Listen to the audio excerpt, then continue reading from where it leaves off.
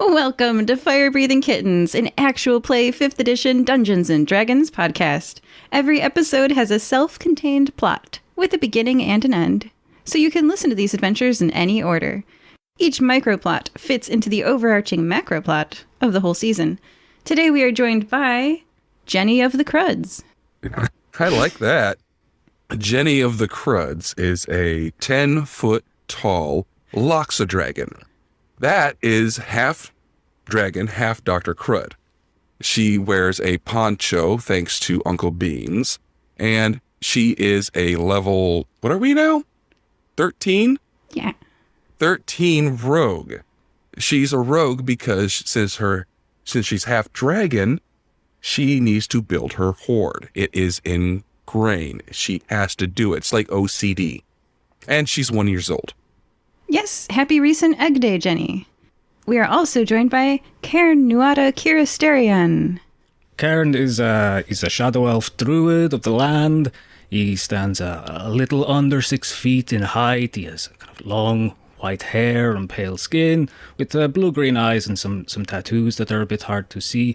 He tends to wear pretty basic clothing, so he kind of rocks a green shirt and has a bit of a brown leather duster coat that he likes to kind of stick stuff to. It's a bit homemade, so it's got all sorts of things on it, like leaves and some moss that he found on the roof sometime, and he's just kind of happy to have joined the Fire Breathing Kittens.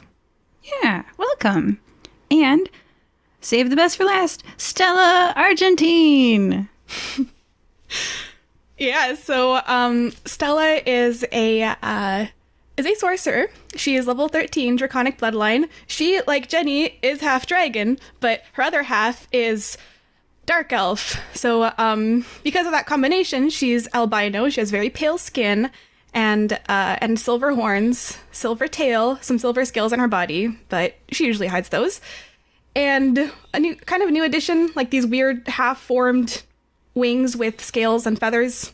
Yeah, she's rocking a bit more of an emo vibe now. She has like ripped jeans and platform boots and, well, like a corset top, I guess, with like off-the-shoulder sleeves. And she also wears her cloak and sunglasses, as she always does when it's daytime, because her skin is very sensitive. And she also has a companion, Lenny, who usually just fetches the booze, but does other things too sometimes. Can't forget about Lenny. Okay. Where are each of your tattoos of a fire-breathing kitten on a shield? Well, I have had to think about this for quite a while because Jenny is 1. And what tattoo artist in their right mind is going to tattoo a 1-year-old? So it's actually embroidered on her poncho. Yeah. Cool. Yeah, go ahead, Kaern. Kaern, he got the tattoo on his neck. He didn't really know where to put it, so he's just like, yeah, here seems fine. It's like easy access. So it's just there on his neck. Yeah, and Stella's is on her shoulder, the top of her left shoulder, I believe. It's light blue and usually hidden by a piece of clothing like the cloak, but really easily revealed. Okay. Hidden. I guess is neck revealed or hidden? Revealed, yeah, it's pretty obvious. Okay. Hidden, revealed. Okay, no reason. It is the butt crack of dawn. You are all standing in line in a bakery, tired from a long night spent adventuring. Please subtract half of your HP, half of your hit dice, and half of your spell slots at every level from your character sheets, and gain 30,000 gold each. We got hurt. Dang. So half hit points, half hit dice? Yep. And half of your HP, hit dice, and spell slots at each level. Spells? Okay. Rounding down. So 3 would round down to 1. Thank goodness, because I want to keep my 7th level slot. Well, if you only got 1, that rounds down to 0. Oh, seriously? Yeah. My 7th... Wow, what were we doing? Getting 30,000 gold. Yeah, who's going to explain to Dr. Crud why his daughter got beat up? So whose organs is he taking? Not it. You're fine.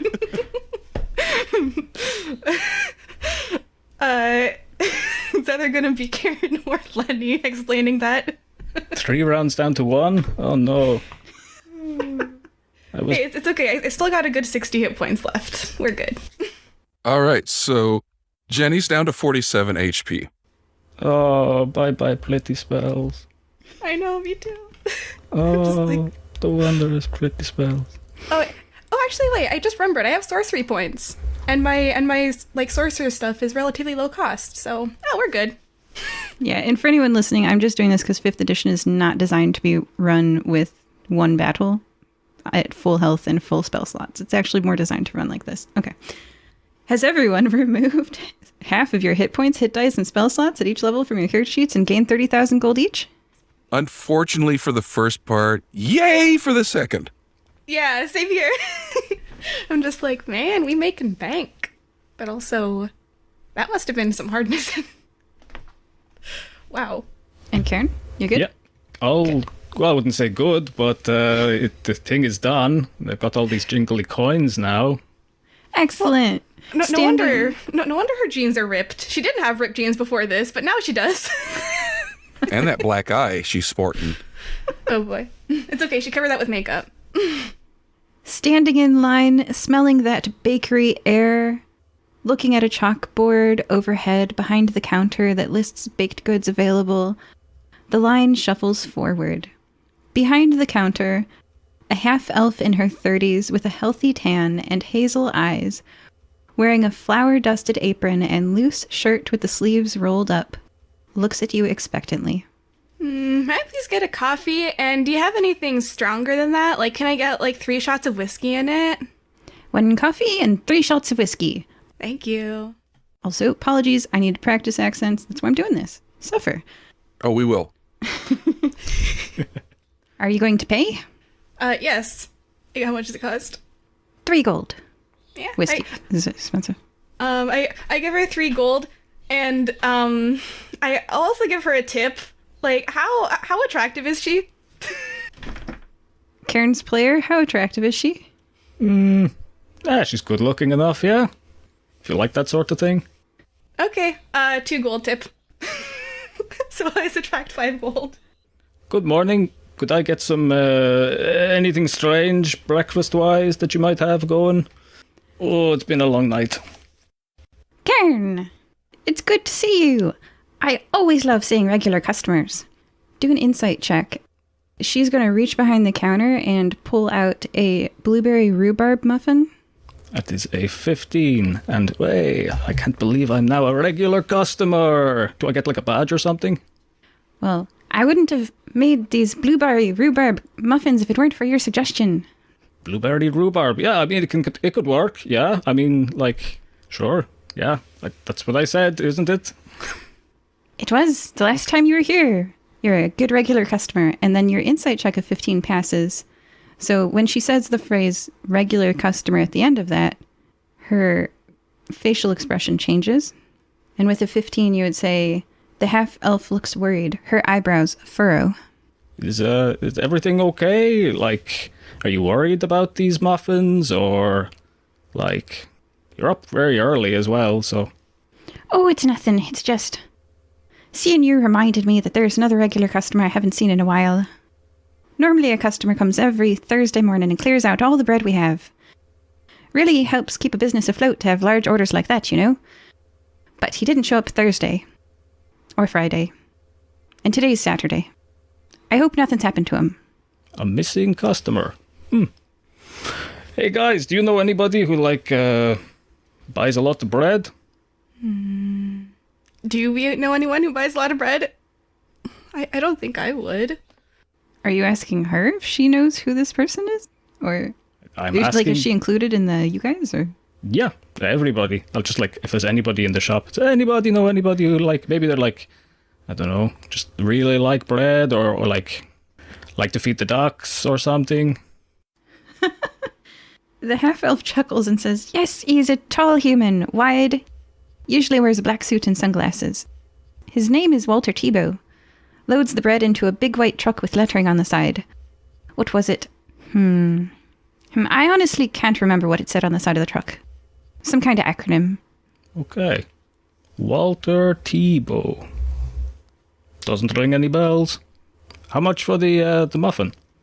Since you designed the recipe, half a gold. Oh, no, I give you 2 gold. I seem to have a lot of these now. And you, miss? Milk, and he's paying for it. Yeah, sure, yeah. You get like a really long glass of milk. That's because of my long neck, huh? And then after serving the next customer, she's available and she starts tidying the counter. Okay. Well, I guess I want to know more about this, like, missing customer. So, like, I kind of, like, lean forward on the counter and say, like, so this Walter Tebow, he said that he's a regular customer. Like, how long has he been coming here? And I guess how well do you know him? Well, a few years now. He comes in and he buys a lot of bread, loads it into the van. I know him pretty decent. He comes in on Thursday mornings and also every now and then on Tuesday for our croissant and chat events with his brother. They hang out. And have you seen his brother by any chance recently? When was your last croissant and coffee chat with his brother and him? You know, they did miss the Tuesday one as well. I last saw them last Saturday, a week ago. They came in on an off day and seemed extremely happy. It was unusual and generous. They way overtipped. And she beams at you guys. She likes people who overtip.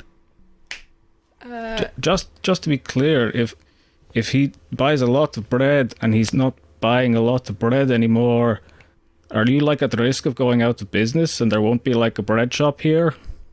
She looks stricken and says, you know, why don't you check up on his brother? His brother, Arthur, who meets Walter here sometimes for our Tuesday croissant and chat events. He works at the potion shop on Mowbray Street near Grackle Alley. Maybe it'll be good for my business if you find out why he's not coming in.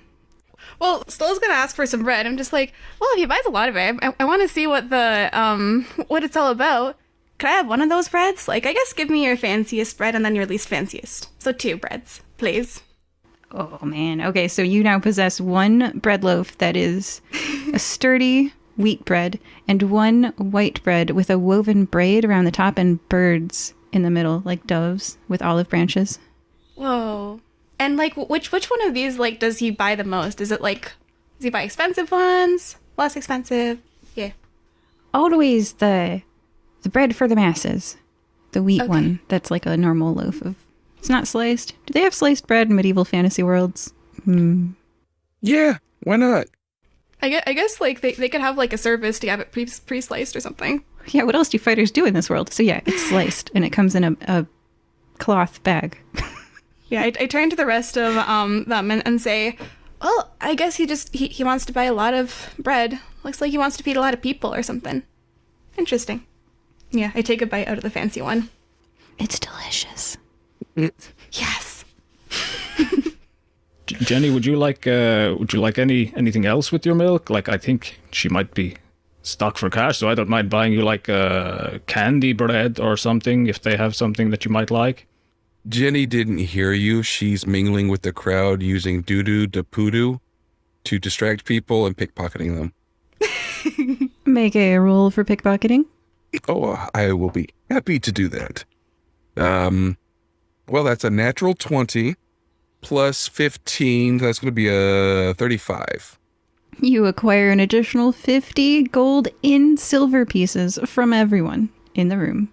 50 gold and silver, or In 50 the gold, form 50 of- silver? It's in silver, so it's like 10 times as many coins. Gotcha. Oh, I'm sorry, Kaern. Did you say something? Do you want any sweet treats for like later or something? It's on me. Yeah, everything. Sure. Can I get one of everything that's sweet in this place, please? Like in like a bag or something? Oh, bless your heart. And she does. And it's in a fancy catering box. Stack of boxes. How much for all of this stuff? 50 gold. Sure, no problem. Economy. I'm kind of worried you're going to go out of business without the bread person buying, so yeah. She puts in a little extra and says, bless your heart again. This will make Jenny happy. I'm sure if you just talk to his brother Arthur at the potion shop on Mowbray Street near Grackle Alley, maybe he's sick in bed or something. I don't know. Who knows? Maybe he'll like some treats, but I don't know if we want to share. No, this is just for me and you. Yeah, that's cool. It's cool. And Stella. Stella can have some too. because we're dragon girls. Oh, you're dragons. Yay. Oh. Yeah, I guess. We're sisters. Let's go to the shop. Oh yeah, I guess you could, yeah. That's Sisters in cool. crime. Do you think like I could be like an honorary dragon? Like, Yeah. I'd have to like it'll be on you. Like you're like members of the Dragoness community. It's dragon with an S at the end of it. I so, mean, like, maybe. like after the way you fought last night, I could definitely, yeah, sure. Cool. You can be an honorary part of the dragon community. But Stella's vote is yes. I'm still on the fence. We got a few more. I have a few more tests for you, but you're doing really good. That's fair. Exclusive club. Completely understand. But once you get that second yes, you're in. Wow. So close. All right, so should we like check out the potion shop or something? Maybe they have something interesting too, like some interesting potions. I'm sorry, I'm lost. Why? Oh, because like the guy's brother works there. This Walter Tebow guy. And who's Walter Tipo? Oh, a guy that might be missing. He was a regular customer here. Yeah, like Oh, this guy's missing? Oh, he's dead. Dead. Probably. But yeah, I mean, I got nothing else to do. I can, use a few potions. Wink, wink. I wonder if they have any pick-me-ups. I don't know about you, but whoa. Last night was rough. Oh, I can pick you up. She lifts you up. Oh. You know what? I don't hate it. And she tosses you out the front door. Let's go! Quicker way of getting places. All right, where are you going? Mulberry Street at Grackle Alley. Okay, I wrote it down. Haha. Yeah. What's the guy's name since you wrote stuff down? Arthur Tebow. Oh my gosh, I'm so proud. Okay. Oh, the listeners don't know this. This is a mystery, and I have put more gold at the end of the successful mystery solutions. There will be an ending. There may be 2 of the endings don't have gold. Whatever. There's 5 endings. They've got a variety of gold. They do better. The mystery, they get more gold. Okay. Oh yeah, there'll be an ending one way or another. There will be an ending. Okay. You attempt to go to Mowbray Street. Describe what you do to navigate your way there, and do your choice of skill check. can I like persuade people to show us the way if we get lost, or like as the first thing? Yeah. Okay, cool. Let's see. That is 18 plus 11. That's a 29. Yeah. You find Mowbray Street. Okay. All right. Success. You are at Mowbray Street, everybody. Go ahead and take a look around. Perception check. As a dirty 20. 16. 27. Gee. Okay. So, Stella, you see a flyer pasted on a building's brick wall advertising hot fireball wands with an arrow pointing down a dark alley labeled Grackle. The other 2, you both see the wand flyer, and you see a store on Mowbray Street with a sign over it that says Mizu's Potions for Adventurers.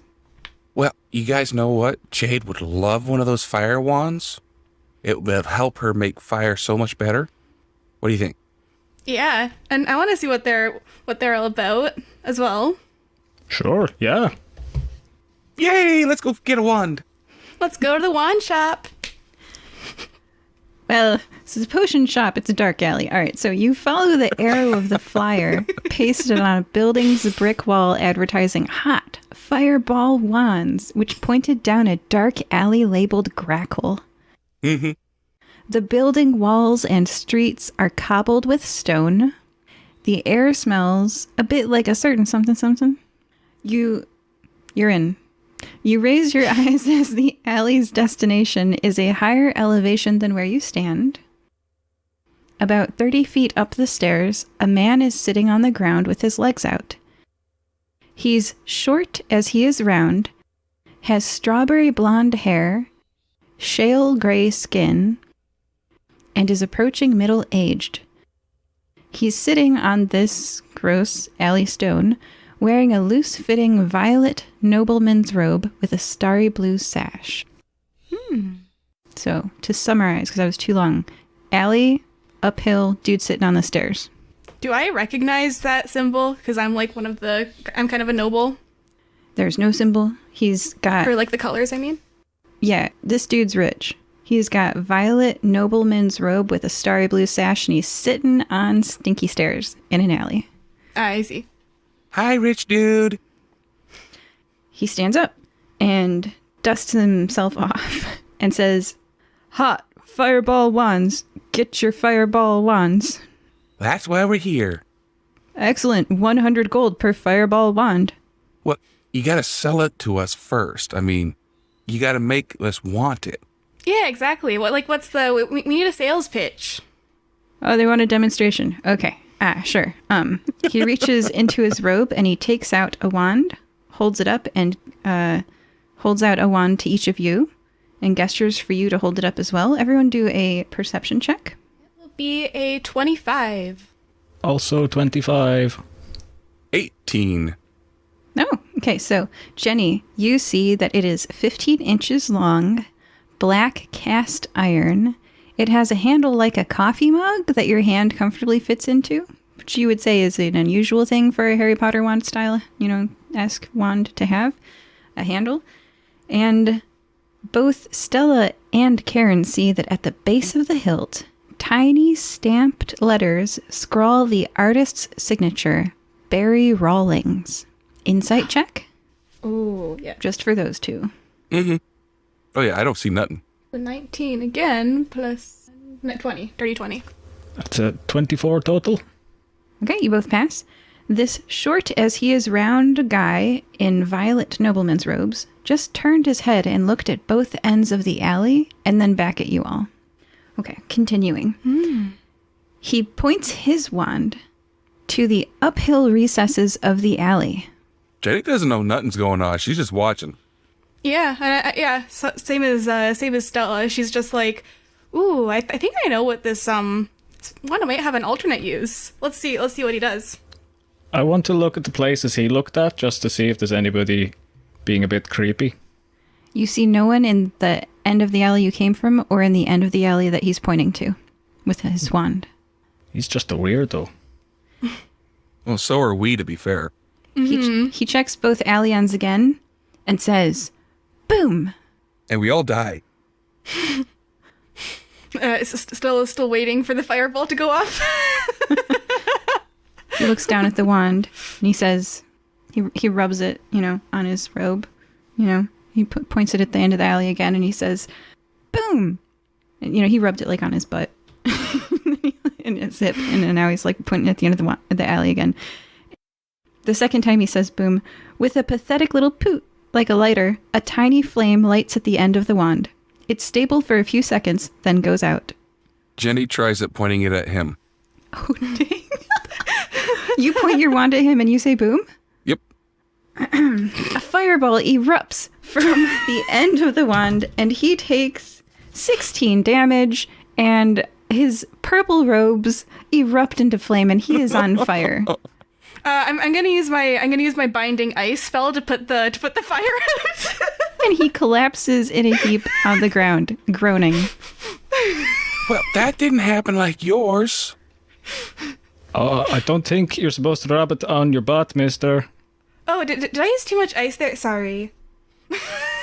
Guys, I think we need to get the hell out of here. And Jenny runs. Is the person still alive? Yes, they're still alive. And Stella, bad narrator moment. I forgot. When you touch the wand, it burns to the touch and you can't touch it. Oh. Ouch, that's hot. Ouch, that's Interesting. hot. Ouch, Oh. that's hot. Ouch, that's hot. So Ouch, she that's- just like she drops the wand and then takes out her usual wand and like uses that to cast her spell instead of this wand. Yeah. Just like, ow, yeah, this really is hot. Yeah, like, my God. Yeah, because she's like, this guy's trying to scam people, so she doesn't feel bad about using her ice spell on him anymore. Okay. Are you picking up the wand from the ground and taking it with you, or are you bolting and leaving the wand next to him?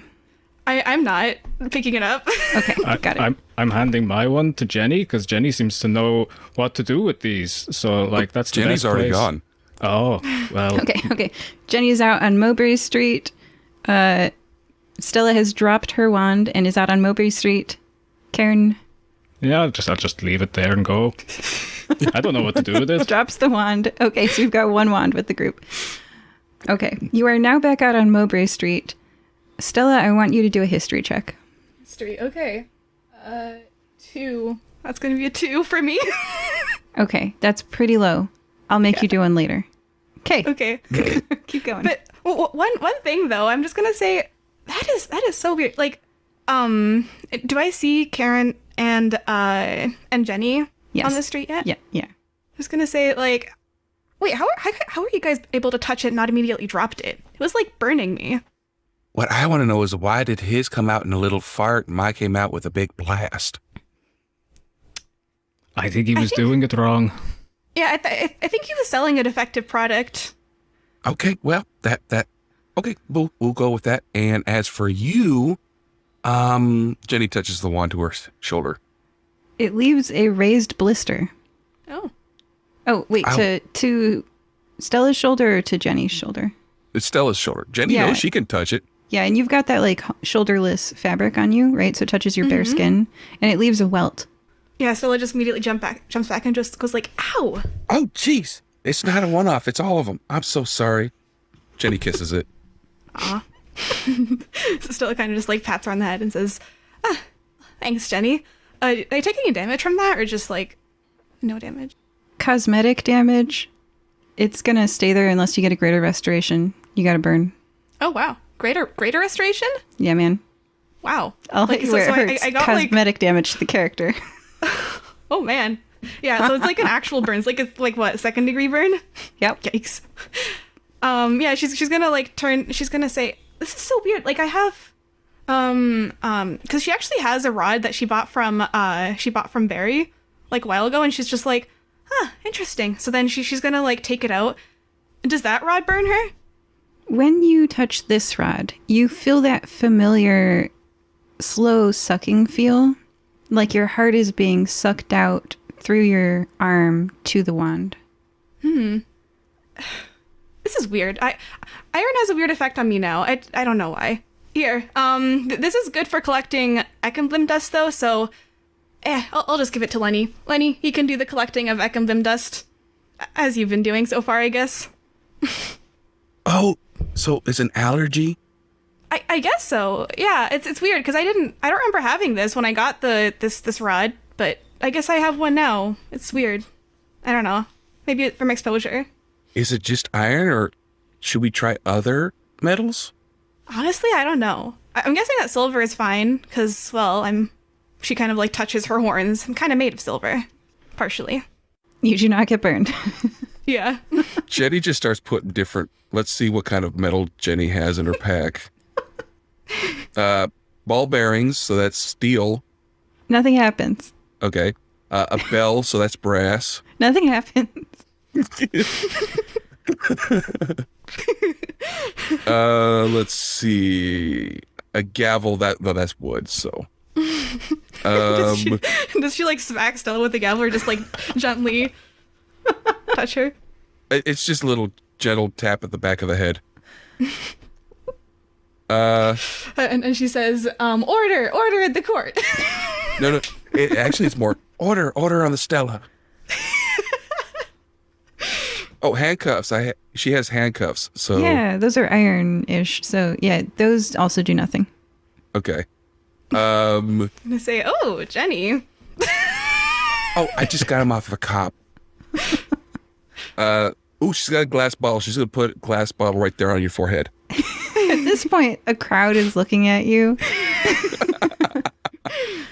And then walking away really quickly. Stella just like raises her cloak a bit to cover the new burn. She also does a paper clip, the no trespassing sign from the zoo, rubber band, tape measure. She's just taking everything out, and Even the iron items have no effect. Oh. anything that's not iron. Okay. All the So items even that aren't the wand have no effect. So just one. And are you still holding on to your wand? Oh yeah. Yeah. When you fired it, you felt like a jolt of lightning go from your chest to the wand through your arm. And it still tingles. My heart's tingly. Is that a heart attack? I don't know. was having something similar. Like my heart felt weird, like it was trying to go through my arm when I picked up that other rod, like the one I gave to Lenny. But I guess I just have like more allergies now. I'm allergic to the sun too. That's why I always wear a cloak and stuff. Okay, well, it seems like all of my stuff you're not allergic to. It's just the wand. And I'm going to put the wand away for now so we don't make sure we don't get it up against you and make you, carve my initials in you or something accidental like. Thanks. Appreciate it. So she'll put the wand away into her bag. Noted. I mean, unless you want my initials on you. Yeah, there are worse initials to have, but I think I'm like, I'm over getting tattoos from things that I don't know about or that I do know about. I don't know. I already have enough tattoos and stuff as it is. Okay, we'll talk about it later. Yeah. Potion shop? Wasn't the potion shop, like, right where the guy was? No, that was that. We went down the alley, silly. This is on the corner. Oh, yeah, let's go to the potion shop.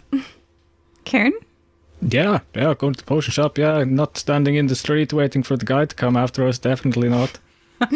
Oh, he got burned up pretty good. I don't think he's getting up for a while. I was kind Oh, of yeah, thinking... and then frozen. Like, usually, like, yeah, he got burned and then frozen. Like, I think ice is good for burns, right? I wasn't sure if we needed to bury him a bit, just to be sure, but next time. I'm just going to tell you both, yes. Okay, good. No, that's good to know. Good feedback. So next time, we'll just bury him. That's fine.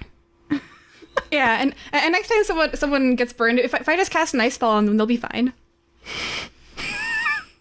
Like I said, yes. I'll have Mommy talk to you a little bit more about ice and heat and all that. And the effect of that on a human body. It's a little bit too short to be human, but yeah, Well, short and round, humans come in all sizes. that's true.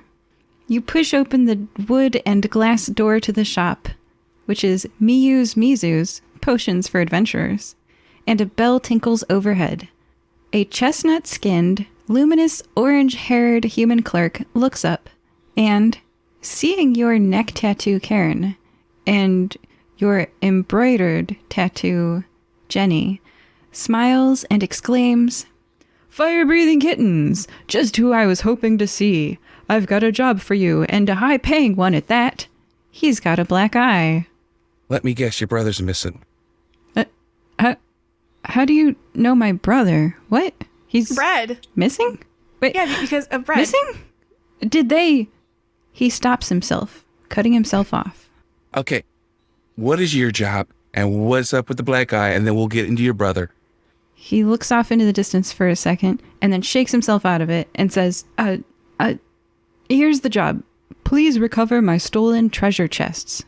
He gets a piece of paper, sketches something, and hands you a drawing of a plain light pine box, square, no adornment. So he hands us a box? No, he hands you a sketch of a box. Your job is to find the boxes. Oh, this is nice drawing. Huh?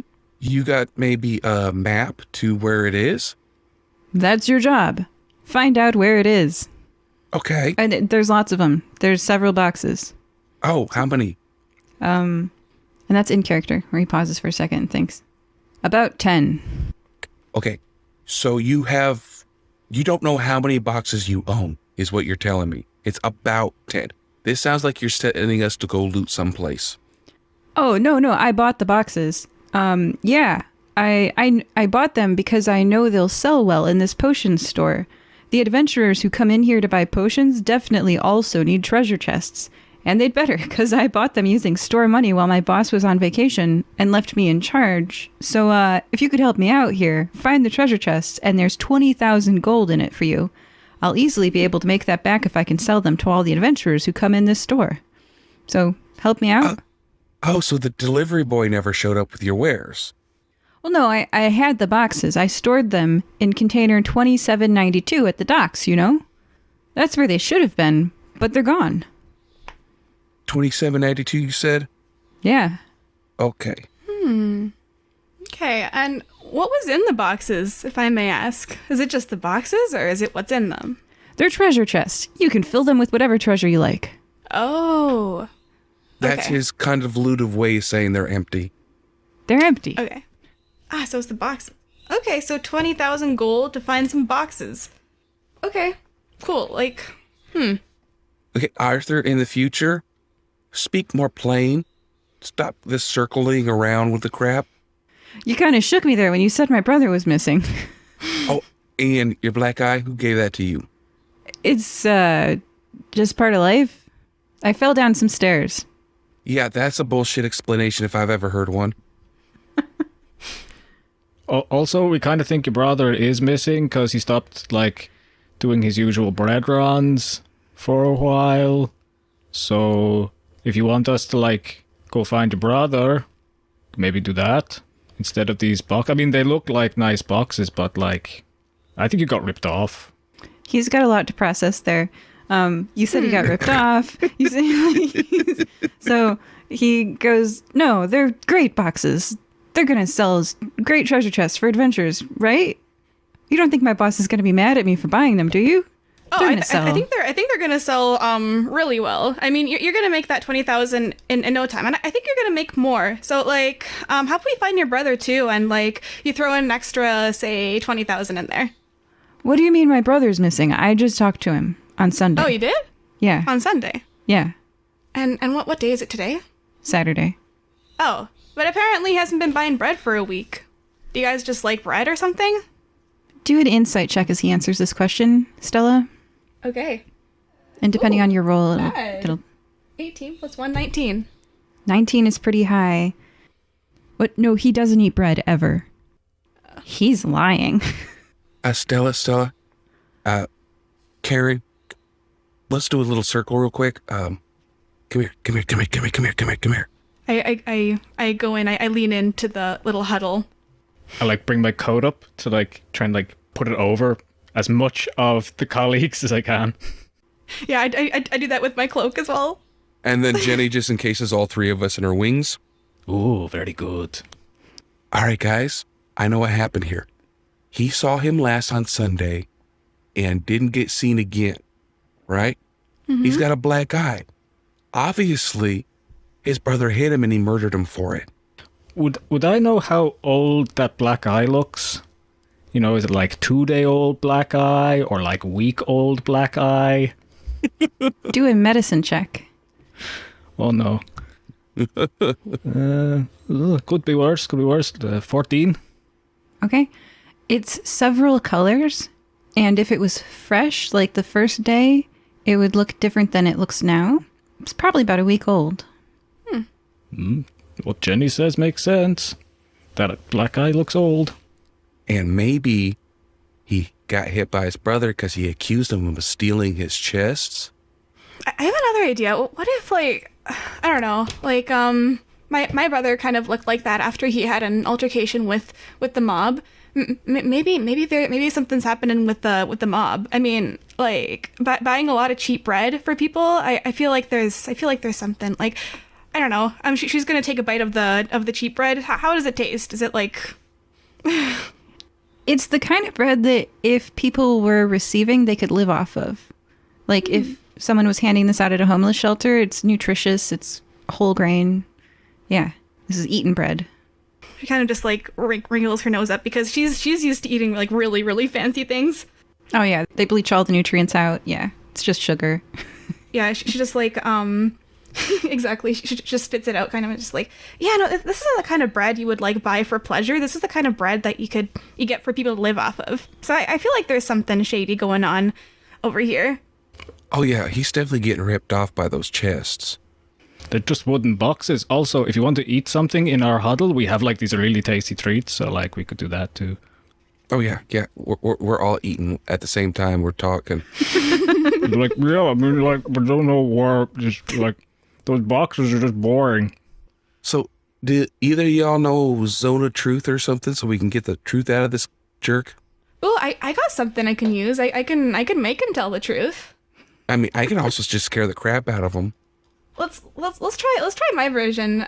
For actually no, I want to see you scare the crap out of him. Let's see how much you can get out of him, and then I'll do my thing, where like I tell him, I suggest to him, and then he has to do it because I'm just too charming. Okay, let's do it, because I just looked at my intimidation score again, and I was wrong. But let's do it anyway. Okay. We come out of the huddle, and we look. Jenny walks up to him, looks him in the eye, and says, "You're a lying piece of crap. Tell me the truth now." Roll an intimidation check. As intimidating as a -1 will get me. Oh. That is going to be a whopping 2.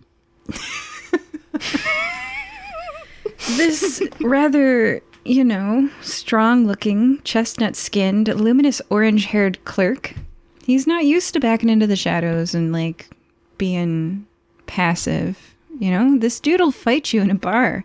And, yeah, he puts his hands on his hips, and then he slowly leans an elbow onto the counter, and he goes, "Boxes, 20,000 gold. Do the job, get the money." I'm gonna lean on the counter, too, almost the same position, but more leaning down and kind of sultry, and look him directly in his eyes, take my sunglasses down a bit, and say, "Come on, we know that you know more than you're letting on." And then I'm gonna cast suggestion and say, "Why don't you tell us everything you know about your brother, his bread, how he got that black eye, and any business that you're involved with?" So that was a sentence. Jenny also leans on the counter, trying to look scary. I'm going to read the spell suggestion. Are you subtle casting this? Yeah, I'm subtle casting. I'm using a sorcery point to subtle cast it. Okay, so you suggest a course of activity limited to a sentence or two, and magically influence a creature you can see within range that can hear and understand you. Creatures that can't be charmed are immune to this effect. The suggestion must be worded in such a manner as to make the course of action sound reasonable. Asking the creature to stab itself don't work. Must make a wisdom saving throw. Okay. Yeah, wisdom saving throw. My DC is, I'll tell you after you tell me what you roll. 7. 19 is my DC. It's pretty high. Okay. On a failed save, it pursues the course of action you describe to the best of its ability. The suggested course of action can continue for the entire duration, which is one action. Wait, what's the duration? Up to 8 hours. Yeah, up to 8 hours as long as I'm concentrating. If the suggested activity could be completed in a shorter time, the spell ends when the subject finishes what it was asked to do. And you said exactly what? Tell us everything you know about your brother, the bread he buys, what kind of other shady business you are in, and how he got the black eye. My brother and I were born. He spends an hour telling you about his life. You know so much. First off, Walter Tebow and him, they come from Kiristerian. Kiristerian is a town in the desert about an hour north of here. The desert's pretty dry.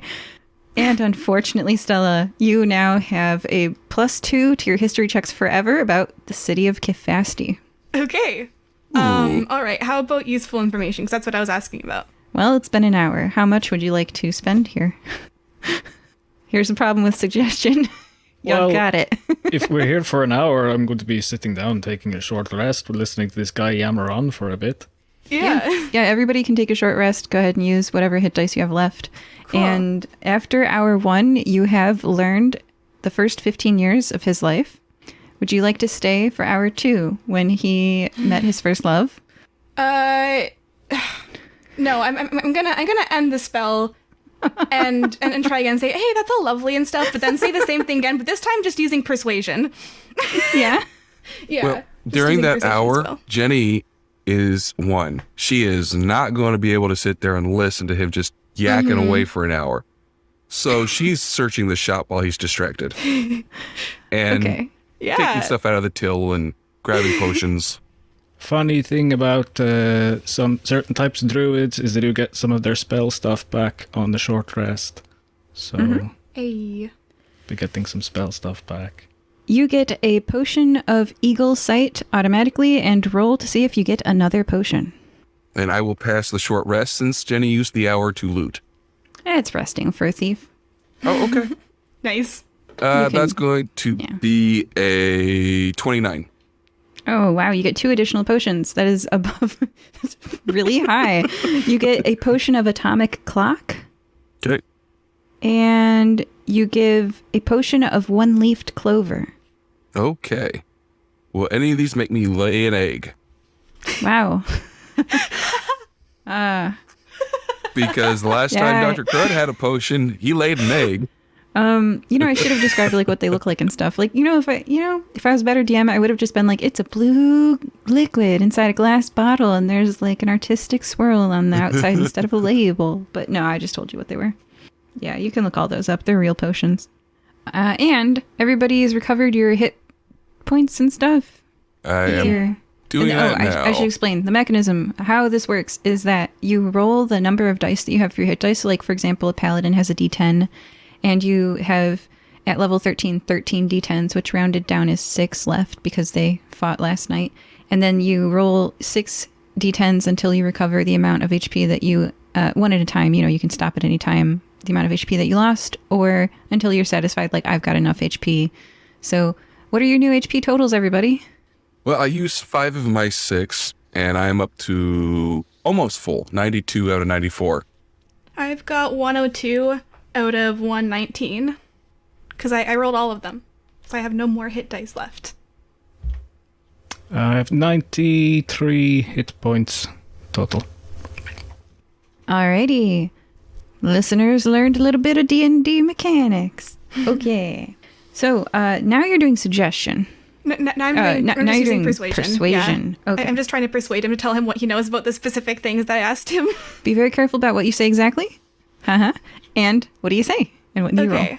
So I'm just gonna say, oh honey, that's all good and nice. We got a nice like little story out of it. Some nice like stuff in the background. But now I want to know, like, have you and your brother been up to lately? And you guys got any connections with the mob? And also, who gave you the black eye? Those are the things I want to know. And it's okay. I won't tell anyone, and neither will we, right? Just trying to be like very charming. And she's like also just looking extra pretty. Yeah, totally won't tell anybody anything. Here, do you want a pastry whilst we're at it? Yeah, how about you have one of these nice pastries? You can have it from my side. Just don't take from that. No, not from that side. Take from there. We go. That's right. I'm not doing a thing. All right, and roll your persuasion check, Stella. Okay, I only got 5 plus 11, 16. All right, so he did beat it, and he will give you half, because I'll give you something. I fail forward. Yeah? Fellow DMs, fail forward. Give him something. All right, so you can see we've had a pretty complex relationship, and yes, it was my brother who gave me this black eye. I knew it. Did you kill him? What? No. Are you sure? What? How would I forget that? Yeah, it can happen, Boom. Yeah, people forget a lot of things. Selective memory. Okay, wait. Were you saying the word boom when you were touching a wand? No, I don't touch. I don't have any. I don't have any wands. I left it behind me. I've been paying DM, attention. DM. I taught you Only power. Jenny has a wand, and it's put away. Yeah, but did you say boom, Jenny? So, like, if No. you're just saying, be careful. Nope, Jenny did not say boom. Okay. I'm watching. Okay. Well, I guess that's all the information that we'll probably get. You guys got anything more to ask, or are we good to go? Yeah, just where's your brother live? In case we wanted to check up on him, or not. 7835 Rio de Valentin, apartment K. 735? 7835 835. Rio de Valentin, apartment K. Cool. And if we found him dead, we'll probably think it was you. Just so you know. Well, you were the last one to see him alive. He did give you that black eye. So, right now, you're the main suspect. Yeah, we got motive and not much of an alibi. Just because you lie to us doesn't mean we're going to lie to you. Mm-hmm. Next time, don't be so shifty.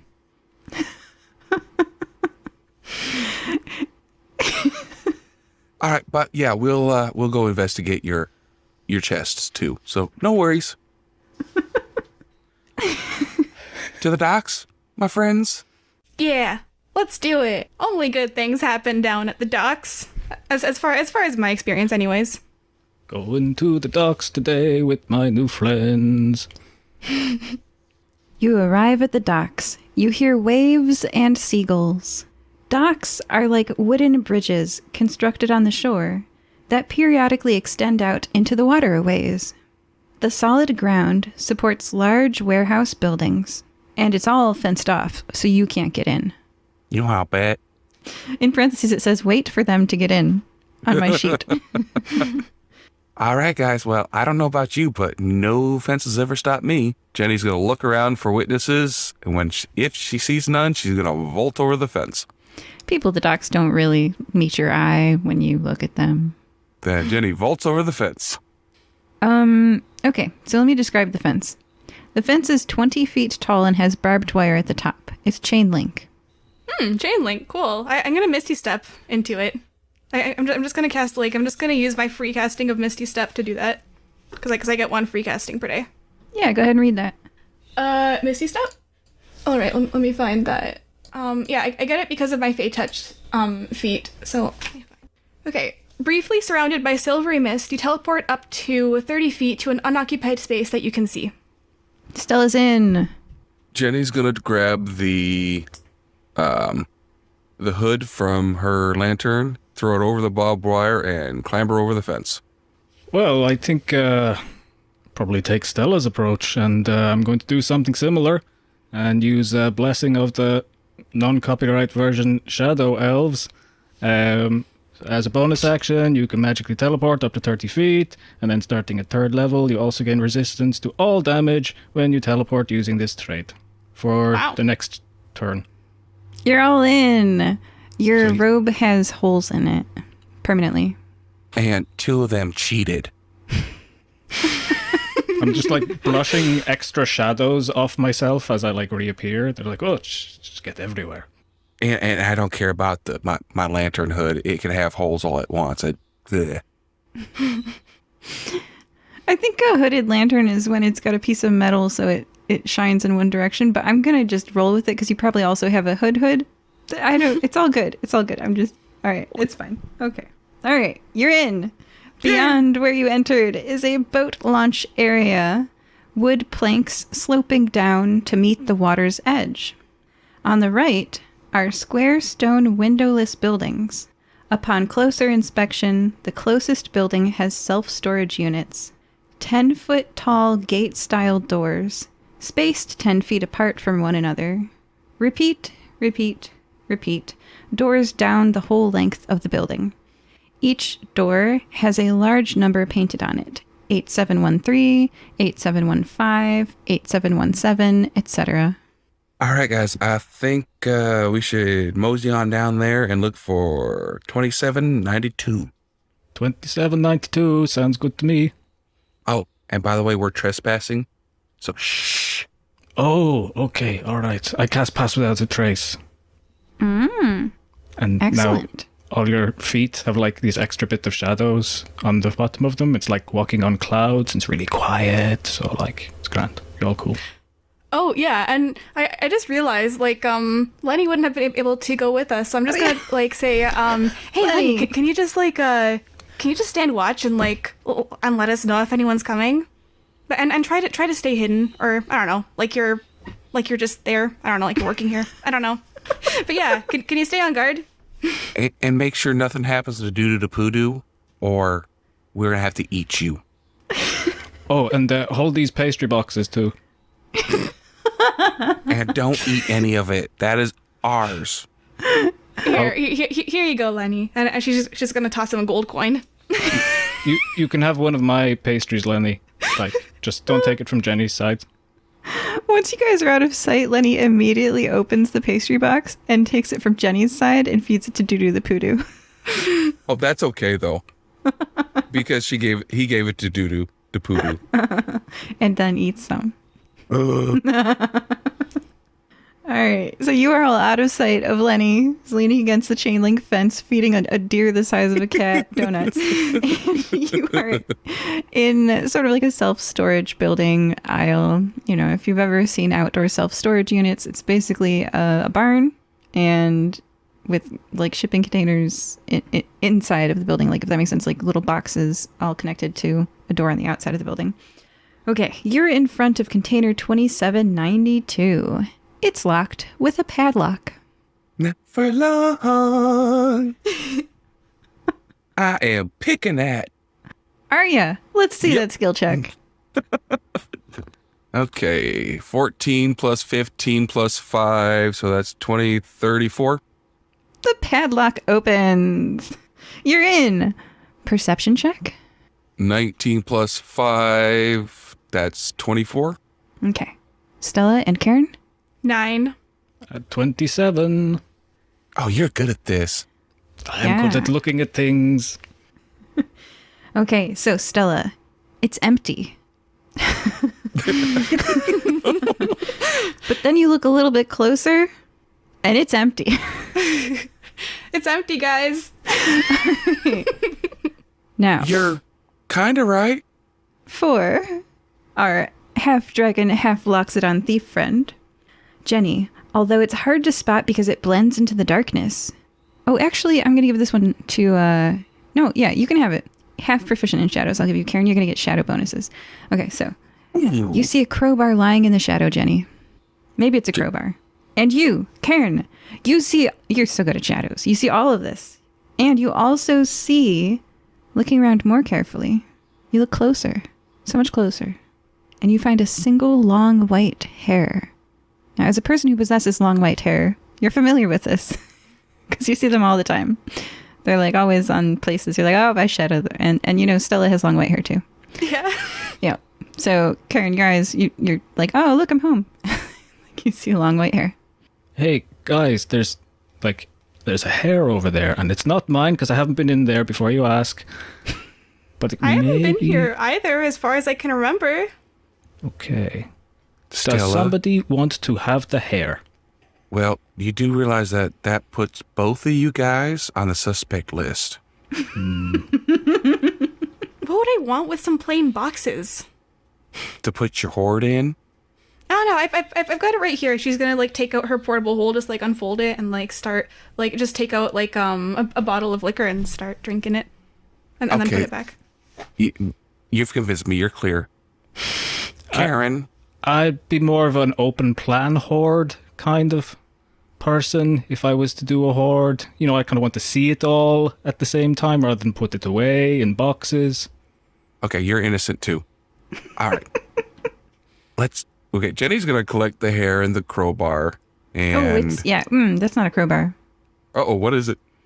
That's another wand with a coffee mug handle at the end. Guys, I think I have a second wand. Stella's gonna just like step back. It's like I don't want to get another 2nd degree burn. You could do it like two-handed, like, you know, one in each hand, like boom, boom. You do realize you just said that, and it's in her hand. I said that you didn't say it. And we're about to find out if it happens. It's in Jenny's hand. Nothing happens. Okay. She pulls out the other hand, other wand and goes, like this, and points it to the back of the warehouse. Boom, boom. With a little poot. It's like a lighter flame out of both ends. They only have one big boom each. Ah, that's kind of disappointing, but The new one and the old one both poot. Well, if you ever need a cigarette lit, we know where to get it. She puts them away. Now, how do we track the hair? Stella, does Lenny have any bloodhound in him? I mean, I don't know. Maybe he has some hellhound in him. Stella! Oh, that's him. Let's go ask him. Looks like he's in trouble. And she's gonna go to the warehouse and look to see what's happening. Okay, so you emerge from the storage unit. Yeah. Outside, it's louder. Stella! He does realize we're trespassing and he could get us in trouble. Yeah, he's anyway, idiot? he's kind of like he's been somewhere. He's been in a casino for the past 10,000 years, so it's okay. Just cut him some slack. And it sounds like his mouth is full. Stella! Oh, and he's eating our stuff. hey, it's only getting Stella in trouble, really. Nobody knows we're here. Oh, that's right. Let's just hide. You know what? While she's talking to him, I'm going into this container. Okay, so you're all emerging from the shipping container. Jenny's out. Stella's out. Yeah, why not? Sure, yeah, could do that. Okay. You emerge from container 2792. Perception check? This is going to be bad, isn't it? 23. 24. 22. Oh, you're all great. Okay, so you all get the distinct feeling that you're being watched. Guys, don't look now, but I think we're being watched. Oh, yeah, it's that familiar feeling. Tell you what, I'm going to just disappear, and if you need help, yell. Okay, I could do the same thing if you like. All right, well, I gotta see what's going on with Lenny, so, I mean, if you want, you guys could just wait here and I'll investigate. Oh, I already hid. But before Stella goes away, I'm going to like tap her on the shoulder and upcast invisibility so that both Stella and myself go invisible. So now we have all just disappeared. Ooh. All right, do a stealth check, Jenny, and you two do a stealth check. And because you're invisible, I'll have you like auto pass line of sight sort of detection methods. I got a nat 20, so that's a 22. The pass without a trace, though, will fall. It will stop at that stage, though. Ah, yeah, Jenny because got it. concentration, right? Jenny got a 27 to hide. 17. Okay. So, surprisingly, the Shadow Elf, not so least stealthy of the... Okay. Busy casting spells, I guess. All right, so, you're waving your hands, you're doing, like, Doctor Strange hand motions. Okay, so... And yelling, don't look at me, doesn't help. But you are invisible. So, now, Stella, you are invisible, so Lenny, as you walk up to the chain link fence, goes, Stella! And then she's gonna just say, boo! Ah! And he turns around and sees no one there. And Stella just chuckles. Yes, Lenny. Yes, dear. Stella, where are you? Right here. Oh, wow. You're so magical, mistress. What does he call you? With his mistress now. Yes, mistress. Yep. Oh gosh. That's what they called people 10,000 years ago, and it has a different meaning now. But Stella just goes with it. So she's basically like saying, shh. Now what is it? What are you calling me for? There's a dwarf with a bad comb over behind you. Stella's gonna turn around, still invisible, and just like kind of step to the side of where she was, so that if the dwarf goes to like try to catch her or something, he misses. No, not now. No, before. When you were in the container. He went where you did. And, well, I mean, if you were shouting... Okay, well, thanks anyways, Lenny. Okay, anything else? No, just a dwarf with a bad comb over. Okay. Yeah, she's gonna go back to where the others were, and while she's doing that, she's gonna look around for the dwarf. See if she finds him. You return to where you were before, and as you round the corner, the dwarf with the bad comb over in front of you flinches, because you like run into him. Rats. And he covers his arms over his head. Sonal, no! He cries, covering his arms over his head, flinching with his arms blocking light, and also potentially blows. He sobs, I'm so sorry! Because he thinks he's being magically attacked. So, like, does invisibility spell end for me when I run into someone, or does it keep on going until I do something like attack or cast a spell or something? How does that work? It ends when you attack.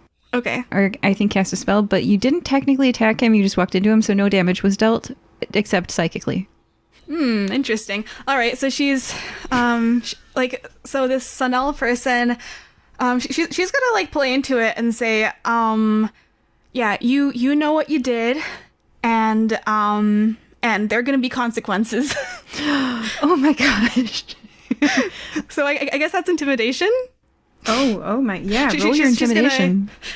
She's gonna try to intimidate him and giving more information or something. It's just like getting some reaction out of him. Does she get advantage because he's terrified? Yeah. Okay, good. Because that was a low roll. 18. Nice. So it was like I rolled an 8 and then I rolled an 18 because of advantage. So that's gonna be a 26. Yeah. He runs first into the wall, behind you. He just turns and runs, and then smacks off the wall, and then turns and runs. Now I'm looking at a map here. He goes 1, 2, 3, 4 squares, and he runs down below the water level. So you You guys are above the water level, if this makes sense. Mm-hmm. The wood planks slope down to the water level. He's going to try to like run and hide. Dwarves instinctively hide down. So he's going to try to run down under the dock. So he didn't like launch himself off of the pier. He did the land version of that. Dwarves don't like swimming. I And see. he went under the dock. He's running under the docks. Well, like before he does that, he kind of triggered Stella's instinctive kind of like prey instinct because she's half dragon. So she's gonna like go out of invisibility to cast binding ice at him. Let's go like third level binding ice, and that's like it does ice ice damage, and also does like it also makes him if he like fails a con save, it makes him freeze in place, so he can't run away. So it's a DC 19 con save. Okay. He failed the con save, so he's like, "Ah!" Freezes up in place. Unable to move, he slid off the wet planks. He falls off the pier into the water, and he splashed under the water. But like, okay, if he was unable to like, He was unable to move, but he had inertia, and the docks are slippery because it's right at the water's edge. So he was unable to move. it forms like ice crystals though. Yes, and the ice is slippery, and he just ice cubed himself off the edge. Oh, so it formed like an ice cube. I'm just like, damn it, my magic doesn't usually do that. It usually forms like spikes of ice and traps things in there. Wet dock. Magic malfunction. Okay, so then, yeah, I guess because it's like wet and like there's wood, yeah, makes sense. It like formed an ice cube instead and just slid. Okay, so, she's gonna say, guys, I got a situation here. Everybody roll initiative. We've got drowning happening. 11. It's a 10. Oh boy. Ooh, I keep on rolling 18s. That's 20 for me. Okay. So that was Stella. Jenny's up next. Jenny, do a perception check. You don't know what's going on. I'm going to do it with disadvantage because she's breaking into another.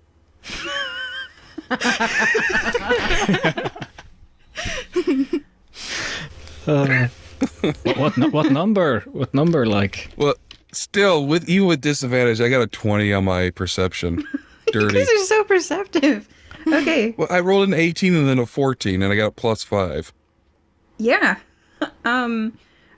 Jenny? Oh, she's robbing another tanner. Right. Yeah. Yeah. Jenny? Yes.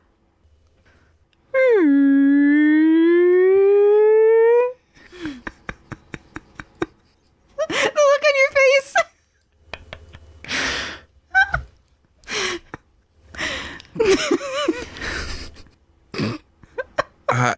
She looks for the cow that made this sound. You do not see any cows. Yes. You have one movement and one action. You are 30 feet away from the edge of the dock. It's not a very wide area. That's why Ice Cube Boy slid right off. But Oh, was this sound him going off into the water? no. Oh, you That was also hear Ice Cube on wet dock sound. Oh, Yeah. so not a cow, so an alarm. It's not an alarm. Okay. She's picking the lock to get into the next container. Okay, you use your action to pick the lock, and you can use your movement to where do you place yourself? Further in the storage unit, or you're 30 feet away from the edge of the dock? Oh, further into the storage unit. Okay, got it. I'm placing you. I can't see that. I have a battle map. You're in A2. All right. Next up, Kaern. Because Stella went, she froze a comb-over dwarf into a immovable ice cube with inertia sliding off a dock. So, Kaern, it's your turn. Do a perception check because you don't know what's going on. Wow. That's like 16, which is quite low for me, so a +10. But it's still good. And you hear...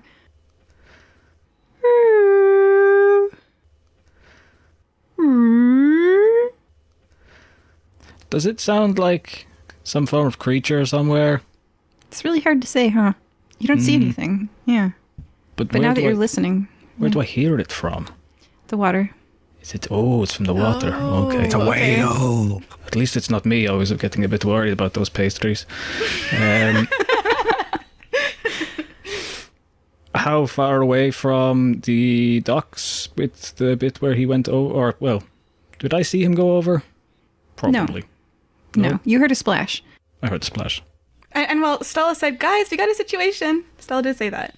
Yeah, I'm going to put you in B3, so you're 30 feet away from... Now, you're at kind of like the drop-off part of the docks. You're not where Stella was, where you could walk down. If you had the ability to turn, you could walk down. It's like there's docks, and then there's like a ramp, and then it curves back in on itself, because both the pier and the slope are going out into the water. Anyway, so you're at... Can I get to the water? Absolutely, if you want to jump. Like right now. And then if you want to spend... It's 1, 2, so you could spend your dash action and walk down to the water. No, I think I'm going to jump in and... But remember, you can't turn. You have not learned that ability yet. Turning is hard. Yeah, no, I'm just going to drop into the water and I think there's like something in the water, so I'm going to use my action to wild shape into I'm going to say crab. Okay. At what speed do you go over the edge? I don't know, just like dropping speed. Like 30 feet per 6 seconds? Sort of like you moved, like you're running off the... Are you running and jumping off the edge of this pier, or are you like hanging from your fingertips and dropping into the water? I'll just like drop in, yeah. Okay. So you're not frozen dwarfing it. No. I mean, it looks like fun. Well, I didn't see it, but sounds like fun. But, let's see. Bring up stat blocks. Yeah. The crab goes little tiny splish. You can hardly hear it above the sound of the waves into the water. And because you are tiny, you see a massive black mound next to you. Like if you'd been running and jumping, you could have landed on it like it's a hill sticking out of the water. Stella, we're back to you. You are currently... I've got you at B1. So you are 30 feet from both the slope that goes down to the water and the pier that stretches out like docks, like typical docks, like over the water. So you could be on the raised wood, or you could walk into the water, or you could go further along the shore.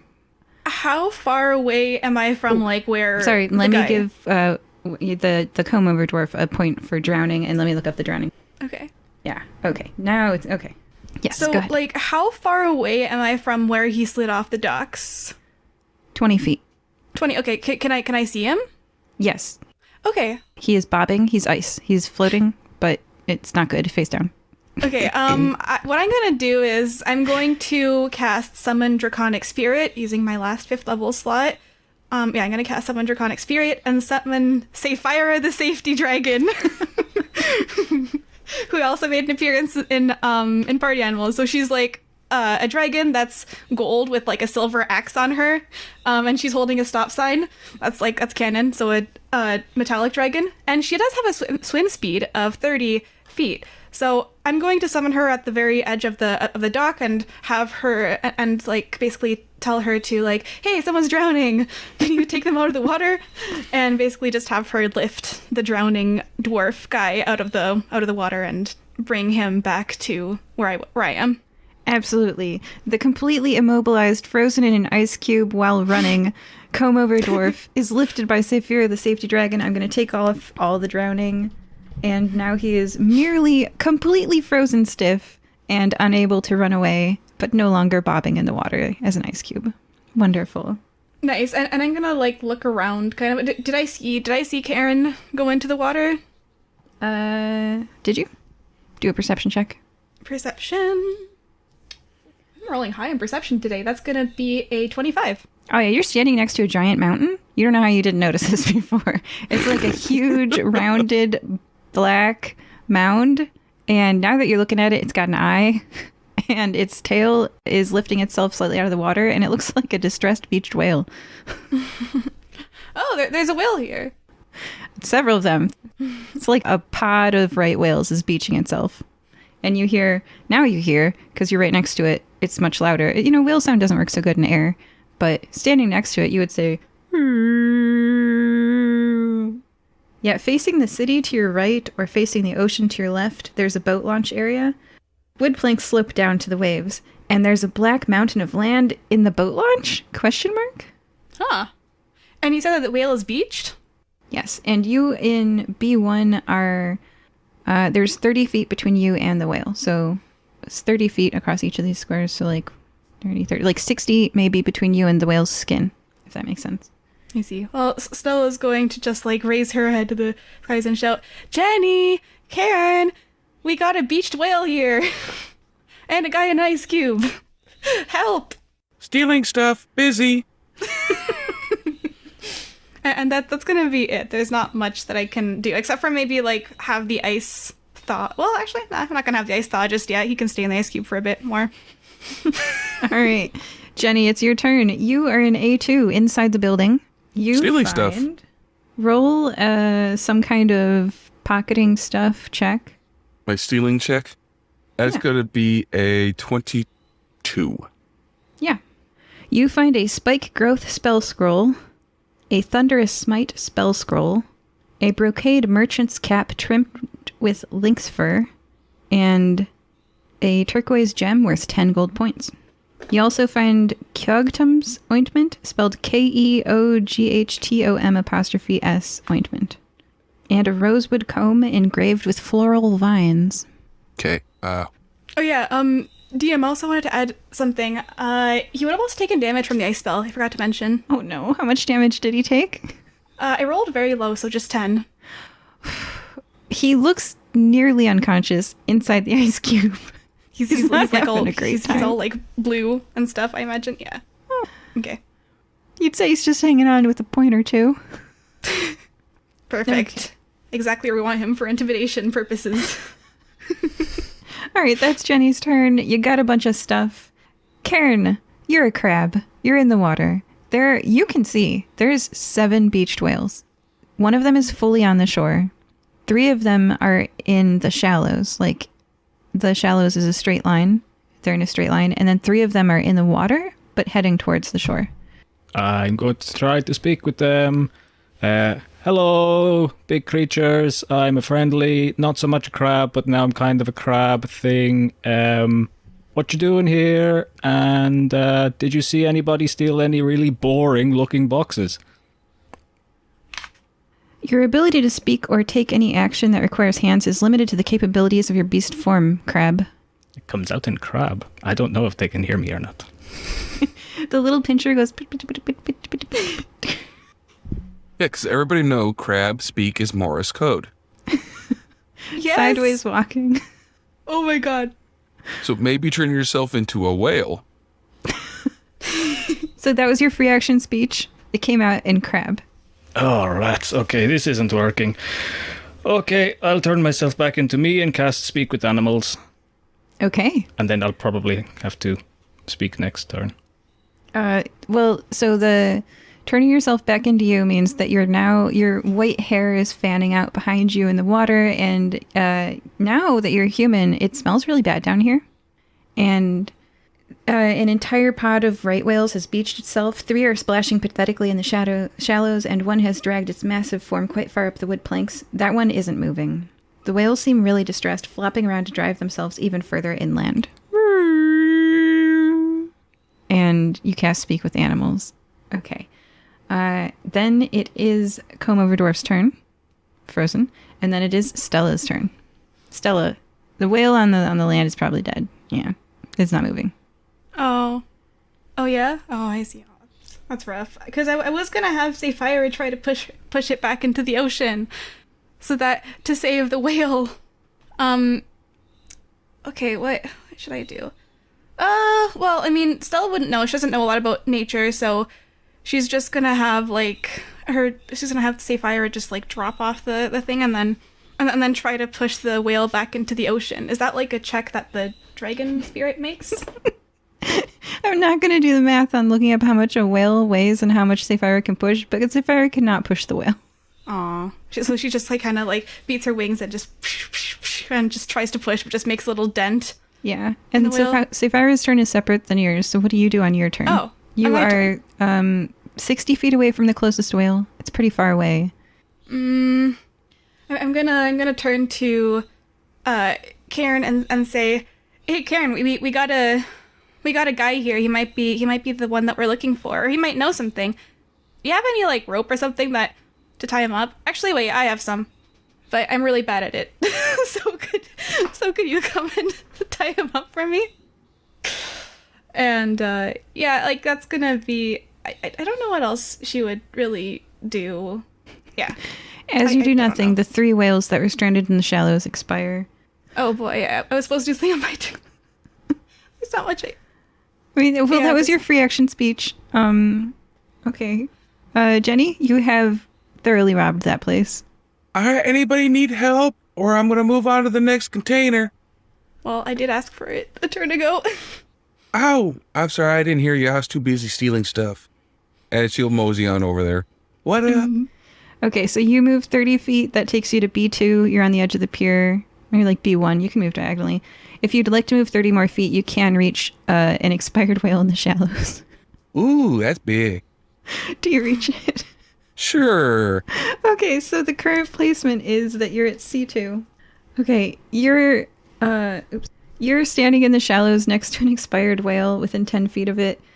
Kaern is at C3 in the water with a whale that is heading inland, splashing furiously to push itself up onto land. And then Stella's at C1, kind of on land, next to the one that has very much expired. It might have been there. It smells really bad, Stella.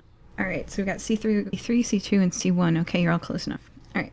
The whale on the shore open. Okay. The whales realize you're here now that you're closer. Their splashing is getting more and more frantic as they react to your presence. Their large eyes look at you, focusing on you. Frantically, they splash. With a giant lunge, the center one rears up and slam! The closest person, which is Jenny, takes 8 bludgeoning damage and 13 necrotic damage from the deceased whale.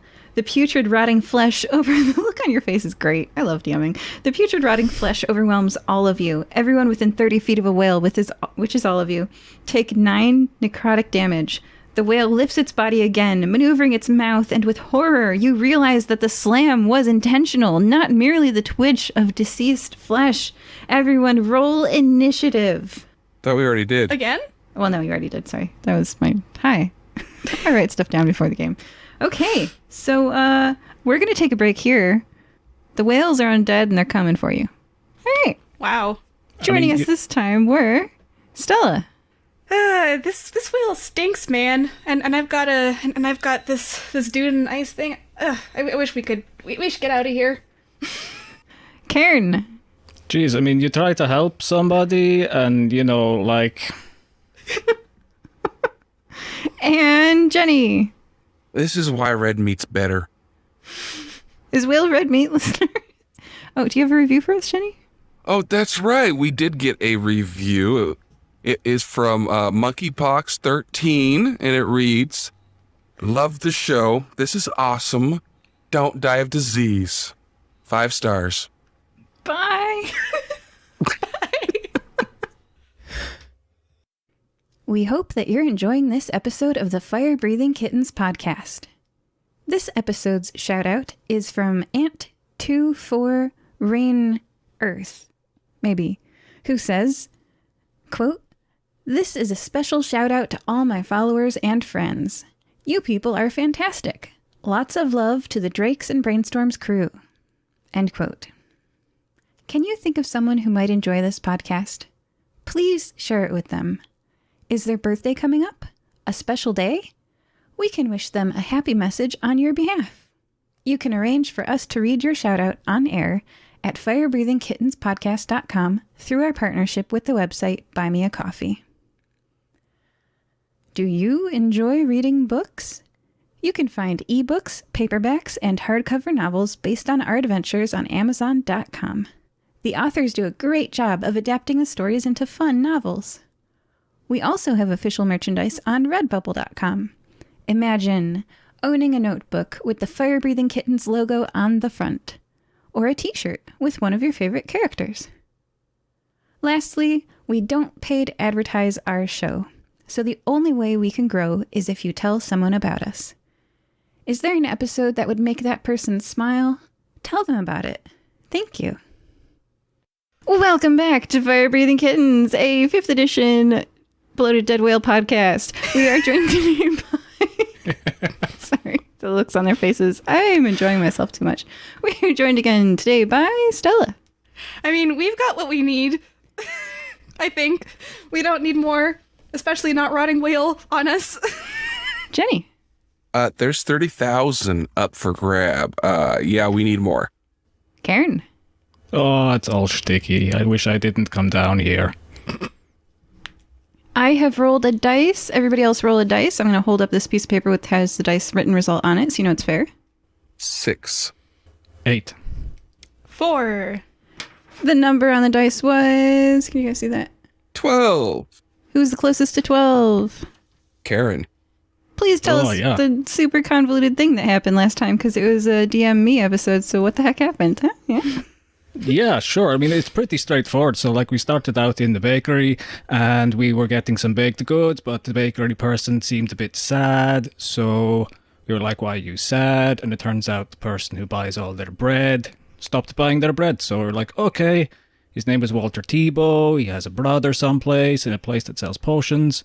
So we decided we'd go have a look. We took a little bit of a pit stop off down a shady alley to find some like sparkly metal tubes that did some things, and we won't talk about what happened there because, you know, we weren't really there when that person got, you know, exploded a little bit, and then we went to the potion shop and we were talking to the man there. He said he bought some really crappy boxes that he wanted to like sell to people for lots of money, but they've gone missing, so he asked us if we'd look into that, and we said okay, we did. So we went down to the docks, to dock number 2792. We left Lenny outside, pretty much just holding down the fort. You know, it's an important job. Somebody has to do it. Jenny was like masterfully just like thieving all the way in through the docks to like just clearing the place out. I mean, we opened 2792. It was already empty. I mean, fantastic thieving. So, and then Lenny starts freaking out. I don't know if he's up for like these kind of stealthy missions. So he starts screaming for Stella, and then there was this guy, and then there was like, you know, he was apparently following us, so we went all like super stealthy, and then we heard a loud noise, and I went to have a look, and it was some weird things in the water, and I thought they might be friendly. Spoilers, they were not friendly. And that's kind of where we're at now with these like unfriendly thingies in the water being real jerks, to be honest. Yeah. Oh yeah, what's that spell again? The frozen thing? Is that concentration or duration? The binding ice. It's instantaneous. Oh yeah, let me just double check that. Oh yeah, it's hindered by ice formations for 1 minute, or until it or another creature within reach of it uses an action to break away the ice. So it's not concentration, it's just stuck in there for 1 minute before the ice kind of disappears. Okay. All right. So I'll say like there's 4 rounds left on that. Some seconds have passed. Yeah, but the summon draconic spirit, that is concentration. Okay. Good so to know. do I need to do a check since I took damage? I think I would, right? Yes. I'm going to look up the concentration rules. I go 4 turns left on the comb over dwarf. Concentration check in 5e. If you take damage while you are concentrating on a spell, please roll a d20. I rolled a... Oh, yeah, I think it's a con save, right? I do have to do a con save? Yeah. So, Mike, I rolled a 17. Con save, I have a +9, so that's a 26. Okay. 26. And then how much damage did you take? 9. Okay. So then because the concentration check DC is either 10 or half the damage you take, which is 4. You always run down in D&D. So 10 is higher. You beat 10 and you maintain concentration. Yeah. Excellent. I did a roll as well. I also maintained the speak with animals for what it's worth, but like... Okay. You know what they're going to say? Who knows? I don't know if dead things speak well. They might have moved to a different category of life. It's trial and error, really. You know, first you try crab, because it's like one of the only creatures that I've seen before. I saw it recently in Nicomoy. I was like, well, maybe they speak crab. It's not, so let's try this. They're probably saying brains. How did you know? Let you know. Because I speak... Jenny, you should have said. Could have saved me a lot of crab time. I was out stealing crap. That's fair. Is it making you crabby, Kaern? No, that's fair. I mean, it's also not like, you know, when you're busy doing stuff, like you don't have to tell other people what you're doing. It's cool. So, battle. All right. I have a battle map. I'm going to use my words to describe the battle map to you guys. That way the podcast listeners can also hear it's a grid of 5 by 5. A, B, C, D, E across the top and bottom. 1, 2, 3, 4, 5 on the left and the right. The first one on the left is A1. Beneath it is A2. Beneath that is A3. Beneath that is A4. Beneath that is A5. The next column is B1. Then down a row B2. Down a row B3, B4, B5. The middle of the map is C3. At C3, we have Kaern. You're in the middle of the map. Each of these squares is 30 feet, which is one standard movement. You guys all have like 30 feet of movement, right? Yeah. Mm-hmm. Great. So you can move to another square, right? Makes sense. Mm-hmm. Square C3 has a whale. It's within one movement of attacking you. Well, I don't know. It's a whale. It's hard to say. We'll find out. Yeah, spoilers.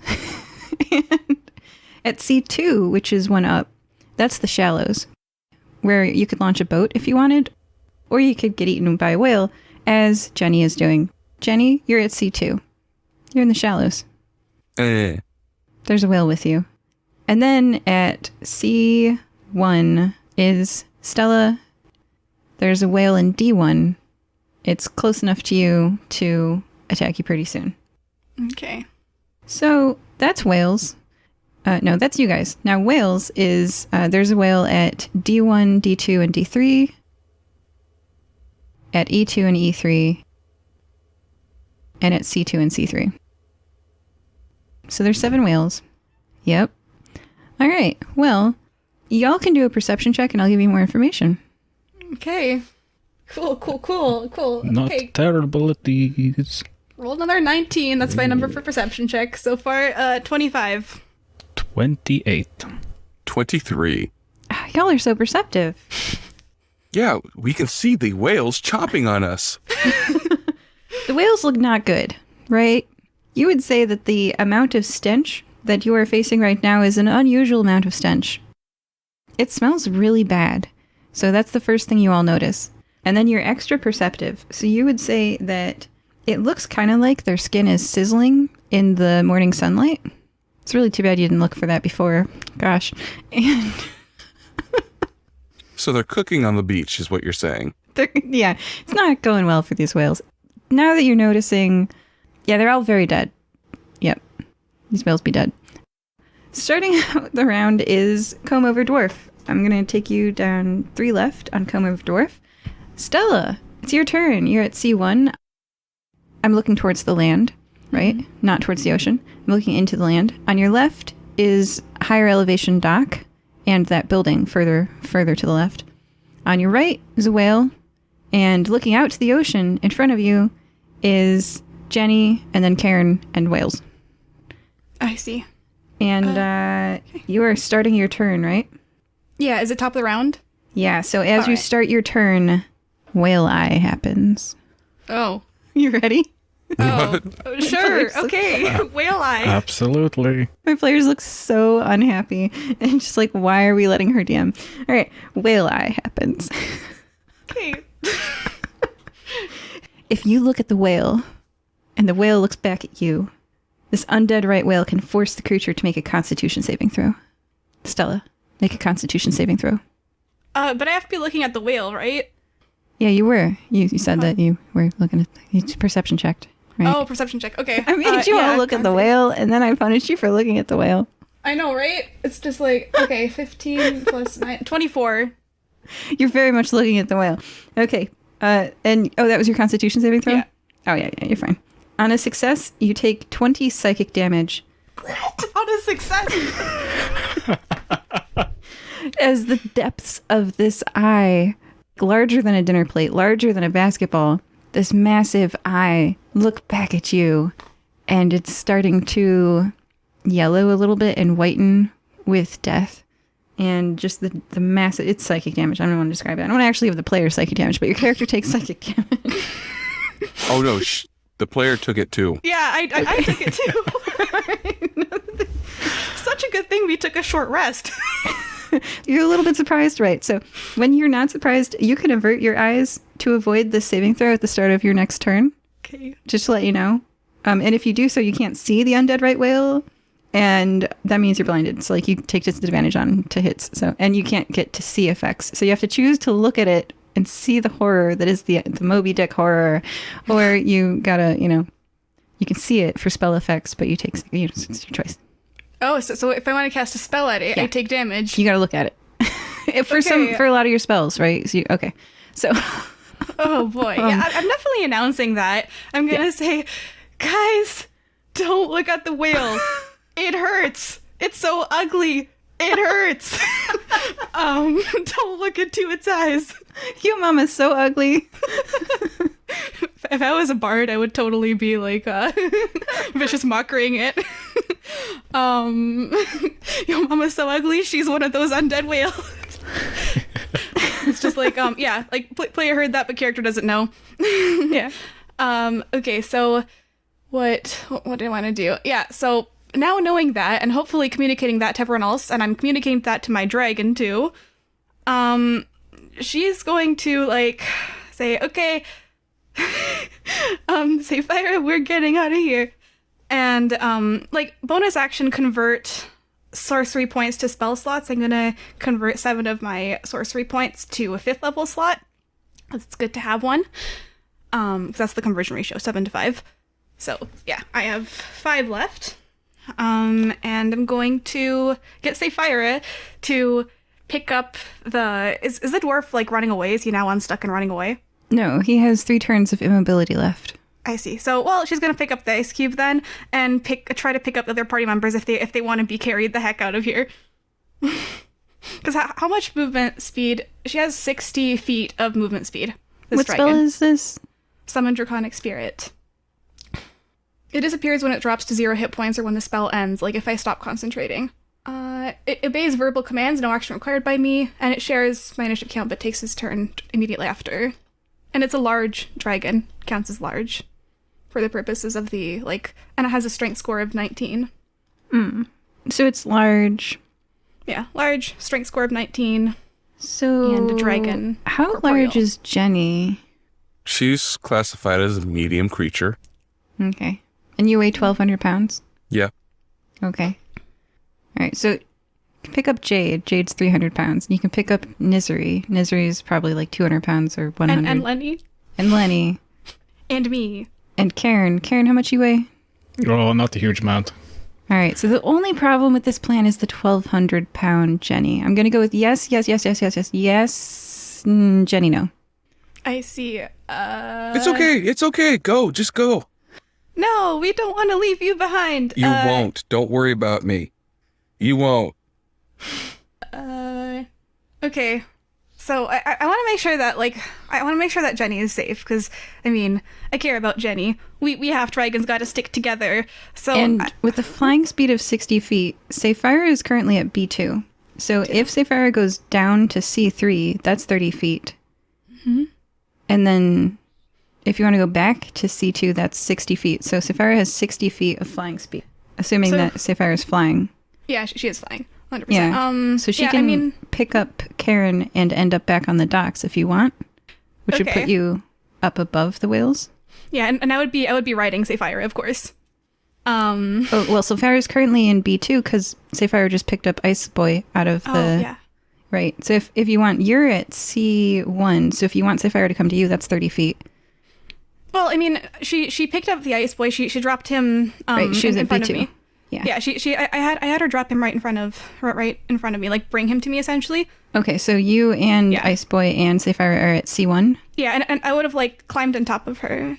Okay, so 60 feet into the water away from you is Kaern. Yeah, in that case, I'm gonna ride, I'm gonna get on Sapphira, have her pick up the Ice Boy. Yep. and then go pick up Kaern if he wants to get picked up. All right. And then try to come back for Jenny later. You only have 60 feet of movement. Yeah. So, so she would just have flown. Yeah, right. So you have placed yourself, the frozen Comber dwarf, and Sapphira at C3. Yes, exactly. That's all right. I guess where whales are. So many whales are. Just pointing that out. Yeah, and would it have been an action to climb on Sapphira, or do I still have my action left? Because I used my bonus action, or would it just be my movement to mount her? Because I didn't use any movement. It's a good question. I will Google it. Both mounting and dismounting require an action in 5e. Right. Okay. So then I use my action then, And I guess I would have used the action of the dragon to pick up people. So, Okay. yeah, well, that's gonna pick up be the it. ice cube person. Yeah. Okay. So that's Sapphire's action is to pick up ice cube person and put it with you on the back, and your action is to get on the back, and you're now holding the ice cube person, right? Oh, no, she's, like, Sapphire is just holding him in one of her talons. One of Okay. her legs, yeah. She's not putting him on the back. It's just going to slide off. Yeah, right. And now you went from C1 to C3. You're floating over the water, flying on a. I'm picturing the Spirited Away dragon. Yeah, I'm hovering like a good, I'm hovering like a good, like, let's just say 20 feet above the water. So, like, so that the dragon, if she dashes, she can go, like, pick up the thing and then yeet. Yeah, that's it. Unfortunately, you are within 30 feet of 4 different whales. So I just want to let you know that. Oh boy. This is gonna be bad, but you know what? Save yourself. No, it's D&D. I have to save the party. Okay. Yeah, that's what I'm doing. And I can summon another dragon if Sapphira if Sapphira gets despawned. Oh my god. C3. Oh my god. I'm showing them a map. Oh. Save yourself, seriously. You're at C3, Stella, because that's where Kaern is. It's okay. I got like 70 hit points left. And now I can look at the dragons. Yeah, sorry, this, the whales. this dragon has how many hit points? 41 left because she took assuming she took the necrotic damage along with Stella and everyone Yeah. else. Yep. Just 41 left. Yeah. All right, so that's the end of your turn. That's the end of my turn. Okay. Try to save Kaern. Jenny, you're at C2. You're in the space of a whale. Yeah. Mm-hmm. Jenny's going to use cunning action to disengage Okay. and then dash the hell out of there. Okay. You run up to C1 and then you reach the fence. You're now at the base of the fence, which is the edge of C1 at the top of the map. So you swam. Oh, what's your swim speed, Jenny? She didn't swim. You were in the water? You were. No, yeah, you that were wasn't in the inside. water. Yeah. Okay. Yeah. You just ran up the. So each one of those boxes is 30 feet. I'd say she went to A1. She just hooked it diagonally. Yeah. 60 All feet right. away. All right. You're in A1. Yep. And the disengage action means that you're safe. Now, you did start your turn within 30 feet of a whale, so on the way out, I'm going to whale eye you. Yes. A whale at me. Yeah. Do a Constitution saving throw. Constitution saving throw. That's oh, going yeah. to be I forgot. All creatures other than undead and fiends that start their turn within 30 feet of the undead right whale take 9 necrotic damage, too. Whoops. Sorry. Oh, jeez. Forgot about the undead stench. Stench of All right. death? I should call it stench of death. Yeah. So let's take that. 9. And then what's your Constitution saving throw to see if the 19. whale eye gets 19? Okay, you're fine. You only take 20 psychic damage. And you can avert your eyes next time. Yeah, and I'm also going to, since I can see them, I'm going to use my reaction to have that damage with uncanny dodge. Nice. Well, it's not an attack. It's an effect, a special trait. They're just that ugly. Okay, so you are now at A1. You are running away. Nobody wants to squish some whales. Is it classified as an attack? No, it's an ability. Okay, fine. I'll take the 20. You meanie. Hi, I'm your DM. I have one job. To murder us. That's to do Yes. battle. After Jenny, it's the whales. Oh, and she's got her back to the stupid whales now. So with your back to the whales, so Jenny, you're in A1. So Yes. you are safe from all but the whale that was in the square that you were in. They can attack me 60 feet away. Not with a slam attack, but with a scornful glare they can, because you let them die. The undead right whale I was stealing stuff. I didn't let anything happen to him. targets one creature it can see within 60 feet of it. If the target can see... Oh, you can't. Nothing happens. Yay! You let it die and then you turned your back on it. It ain't my fight. What can we do? Like my large dragon can't push it back into the sea. It's true. It's true. Yeah, it's not your fault. No, it's entirely. You were not responsible for beaching the whales, and you're not responsible for why they're undead. It's not your fault. But they think that is. Yeah. Next whale. That was the whale at C2. Next whale is the whale at D1. It moves to B1. It lunges off of the ground and scrapes a lot of its flesh away as it moves across the wet planks to Jenny, but doesn't get there. Okay, and then we've got 4 whale attacks on C3. Are you saying it's moving by hopping? Yeah. Rolling, hopping, scraping. It's not great. You ever seen a seal move? All right, guys, we got to get the heck out of here. This is somebody else's problem. Oh, yeah, I forgot to tell you. They are 30 feet long, so they're 30 feet speed, because they can just, like, roll. Well, I'll tell you what I'm going to do, guys, and you can do whatever the heck you want, but I'm jumping this fence and running the hell out of here. We're flying the hell out of here. First, 4 different whales are going to slam attack. I'm going to go with Kaern, Sapphira, Stella, Kaern. Sapphire is 20 feet above the water. Oh, Kaern. All right. The undead right whale can use its Scornful Glare and make 2 slam attacks. So that's 8 slam attacks against Kaern. Your friends really left you. I would say high and dry, but that's where they are. Whoa! It's my first session and last. So what's your AC, Kaern? My AC, I'll just tell you, it's 14. So this is going to be fun. That's quite low. Oh, no, they have a +8 to hit. So the only way to miss you is a 14 minus 8 is 6. 3, 4, 5. Oh my gosh, Kaern, your AC is really low for this level. Okay, that one missed. That one missed too. Okay, so yeah, that's so how many slam attacks for 8 damage each? I want to do something. I have a reaction that I can do for this. It's like it's called silvery barbs. And it's a reaction which I can take when a creature you can see within 60 feet of yourself succeeds on an attack roll, ability check, or a saving throw. So one of these, you can magically distract the triggering creature and its momentary uncertainty into encouragement for another creature. The triggering creature must re-roll the d20 and use the lower roll. So I give one of them disadvantage. I guess the one that roll again. The highest. That's a 6. That misses. Roll again. That's an 11. That does not miss. Okay. But like, you can then choose a different creature you can see within range. You can choose yourself. The chosen creature has advantage on the next attack roll, ability check, or saving throw it makes within 1 minute. And I'm gonna give that to Kaern. Great. You only take 5 slam attacks for 8 damage, and you have advantage on what's about to happen to you. The first one. Okay. So that's not too bad. So it's 40. Yeah. And then you're gonna get uglied 8 times. Don't worry, guys. I got this. It's fine. Oh my god. Scornful Glare, which recharges on a 4 to 6. The undead right whale targets one creature it can see within 60 feet of it. If the target can see the undead right whale, which you can, because they just hit you, they're all up in you. You've been flung in the air. I mean, you must attempt a wisdom saving throw. So the question is, are your eyes closed? And then I did have you perception check at the very beginning of this, so it's a good question. Are your eyes closed? No, but I kind of thought like I was on top of one of the whales, so...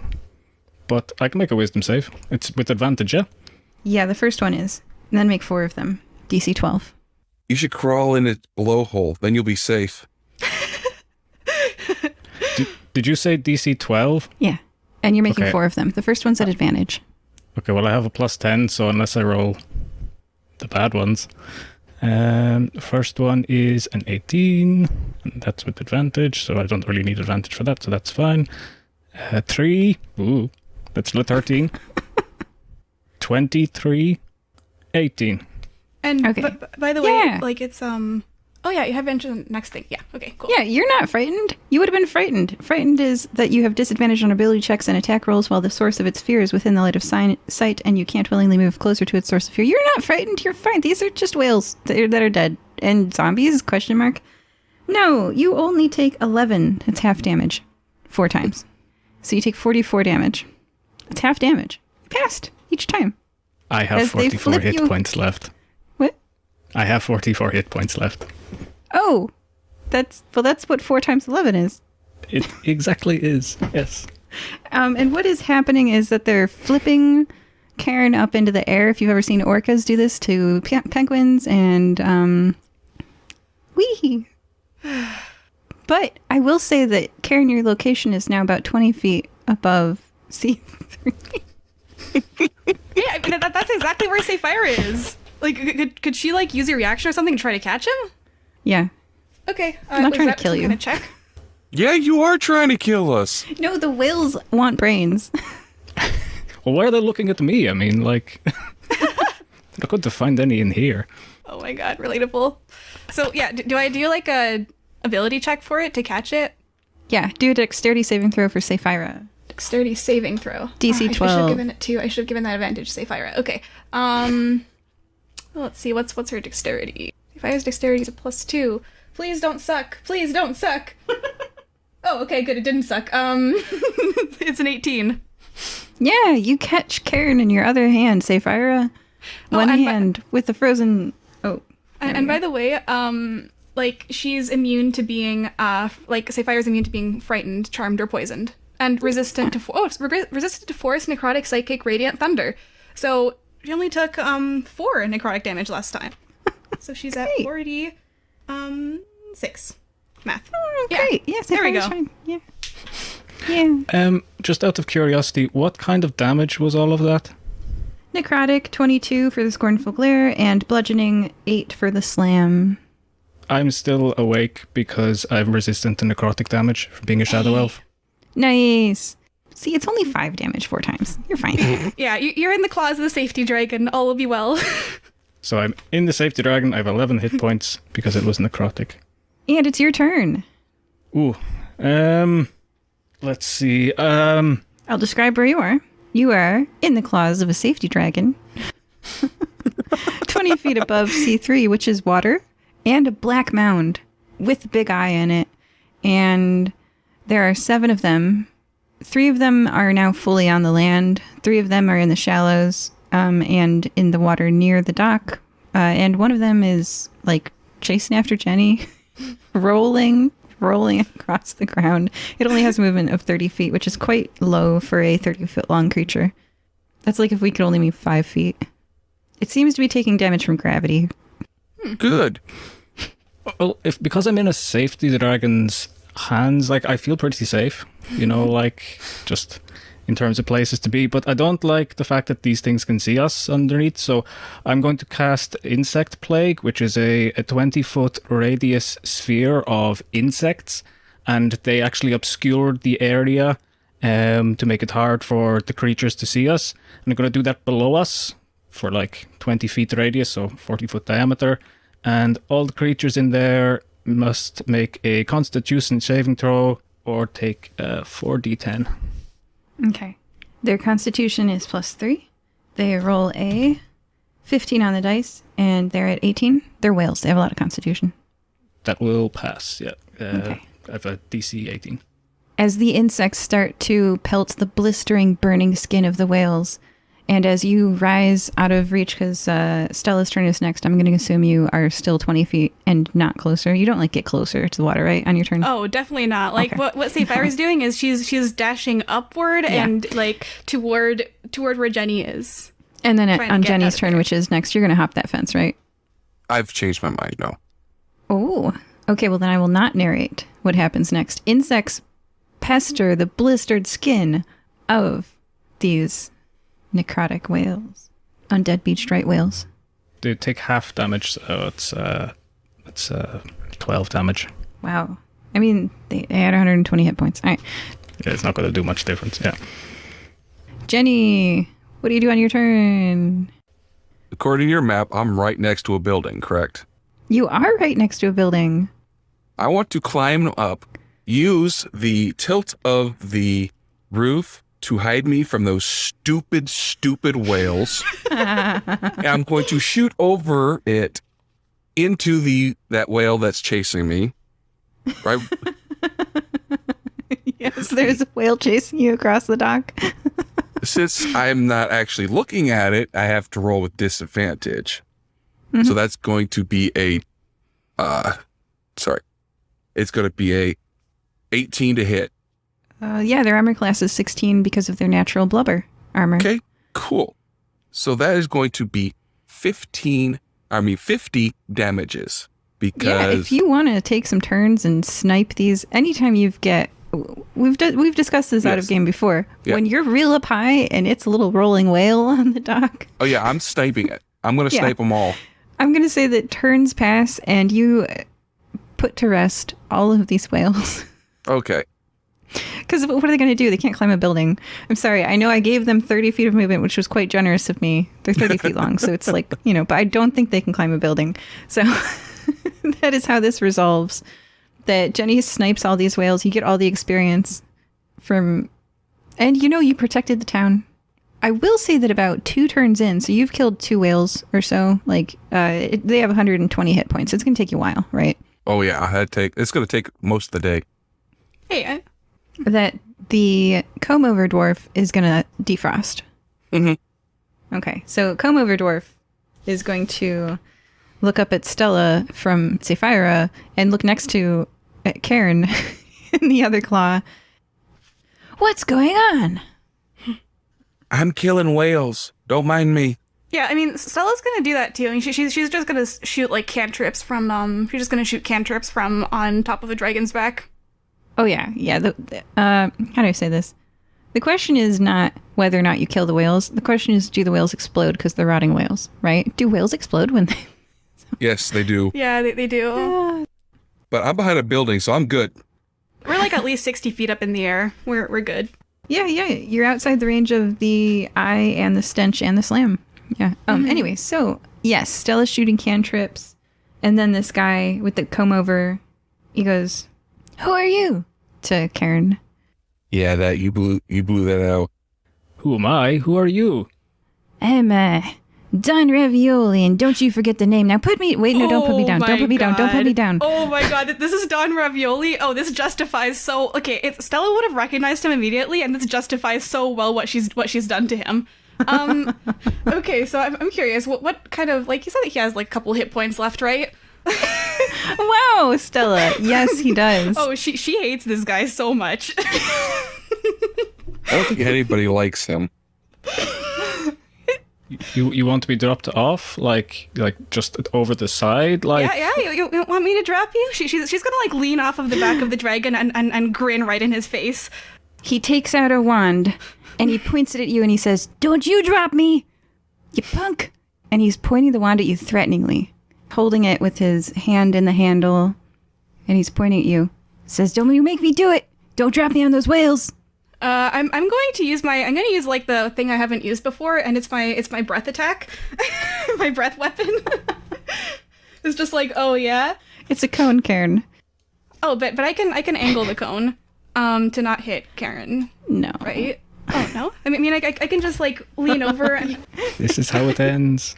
There's a limit to maneuverability, and I think it is leaning over a dragon at people clutched in the dragon's claws. what if I asked Sapphira to put me in her mouth, like to hold me there, and then like direct the cone down. Well, you're holding him, right? Yeah. Just kiss him. And all of it goes right into his head. Well, I'm not gonna do that, but I'm gonna like whisper in his ear. I'm gonna say, "Oh yeah," and then that's my breath weapon. It still all goes into his head. Are you trying to kill him?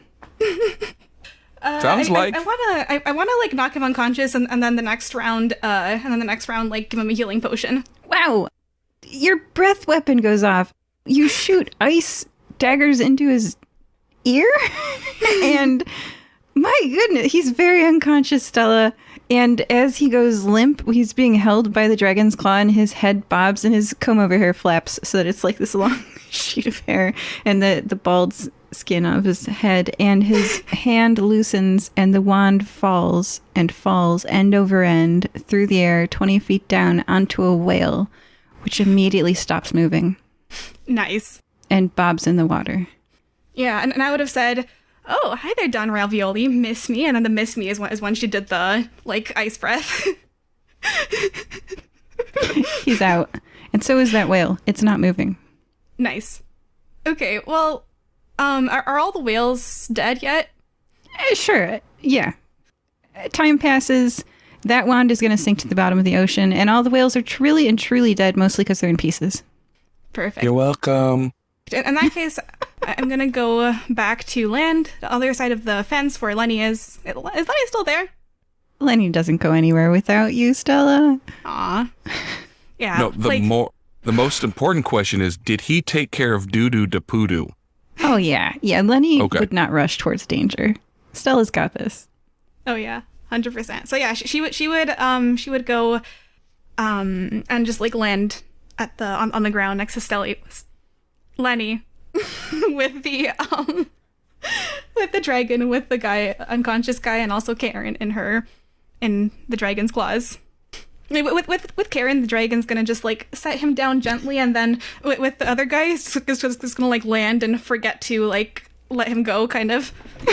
With like an eagle with something in its talons. With Don Ravioli. Did you not like that guy?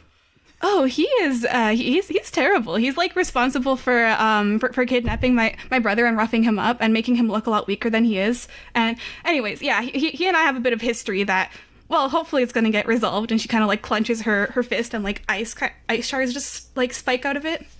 It looks pretty resolved from where I'm standing.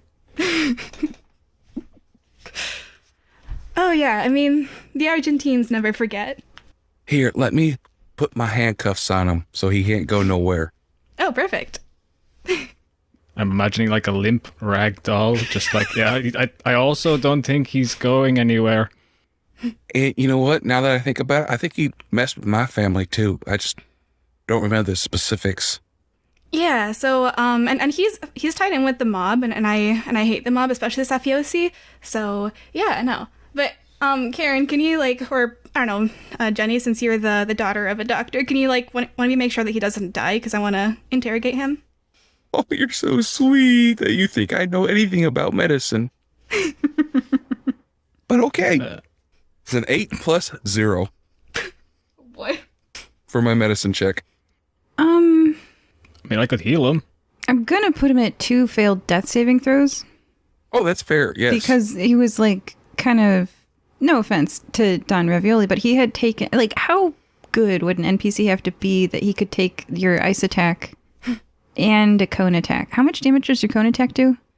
It does. Let's see here. Let's see how much. It's like 4d8. 4d6 is actually 4d6s. Plus, that was point blank to his head. Yeah. Yeah, I'm gonna go with if Kaern doesn't heal him, he dies. Well, I think I'll heal him. I think we've got no other leads except for this, like, hair, so, get the job done. Oh, does the hair... What color is his comb over? Dark brown. Okay. I mean, that's what we do, right? We find leads, we go talk to people. Okay, I'll cast Cure Wounds on the guy, and, like shadows will just, like, stuff into his wounds and just, like, close them up a little bit. Oh, man. Jenny takes the arrow out that she accidentally jabbed into him when she did her medicine check. Oh, gosh. Yeah, and mechanically, by the way, in 5e, you don't hurt someone for failing a medicine check. Yeah, you're all outside the fence. He is waking up. The shadows are filling his wounds. And yeah, he's awake. He doesn't say anything. Jenny empties his pockets. He doesn't say anything. Yeah, and Stella's just gonna be like, lean in closer to him and say, "What's wrong? Brain freeze?" Oh, no, she didn't. Burn. Freeze or burn. Mm-hmm. Yeah. Yeah, he's not gonna, he just awoke from unconsciousness. I imagine you guys respond first. Mm-hmm. So, here we are. You're not dead. That's good. Yet. Tell us what you know about some things. Yeah? Sound good? Yeah, sure. Job well done here. I was born in Nicomoy, but... Oh my god. I was born in Kefasti. Do you have a brother? Yeah, I got 7 brothers. Yeah. Do you know what happened to Walter Tebow? That Safiosi grunt. Yeah, I know. First he took all my wands from me, and then he ran away like a punk. I got news on the street that all these wands were somewhere here at the docks, so I've been walking up and down the aisles waiting to catch him. Get the jump on him. Jenny takes out the 2 fire wands and say, "Are these the one that he took?" Where'd you get those? I think we boomed him. Oops. She said boom and they were aimed at him. Ah, Jenny, were you slammed attacked by a whale? No. Yeah, you just, nah. Okay, so the last time you said that a small lighter flame appeared, yeah, poot, a little small lighter flame appears. Right in his face. It's super tiny. It's a little threatening because it's in his face, like one of those extended lighters. Yeah. Is Walter Tebow short and round? Oh, do a insight check, by the way, based upon his reaction to you saying boom. And then your friends should tell you if Walter Tebow is short and round. You have met his brother. And you did get a description of him, and Stella's met him before. Okay. Jenny's met him before, too. And yeah, in petting zoos and finding clues and doo to the poo to the Zuzu. Yeah, you guys met Walter Tebow. Oh, I see. Okay. Okay, so we didn't recognize him in the alley selling us the wands. No. That Okay. was No. another dude. Oh, good. We didn't burn him then. No. It's just like he wasn't missing before, but he is now. Yeah, he's human. And then insight. 16. Yeah, he doesn't flinch at the word boom, like he didn't know it was coming. But Jenny didn't either. Okay. Yeah. And then so I was gonna say, pipe up and say, oh, these ones. You say, well, we did. You did meet someone who was trying to sell them to us for much, much more than they're worth, as far as I could tell.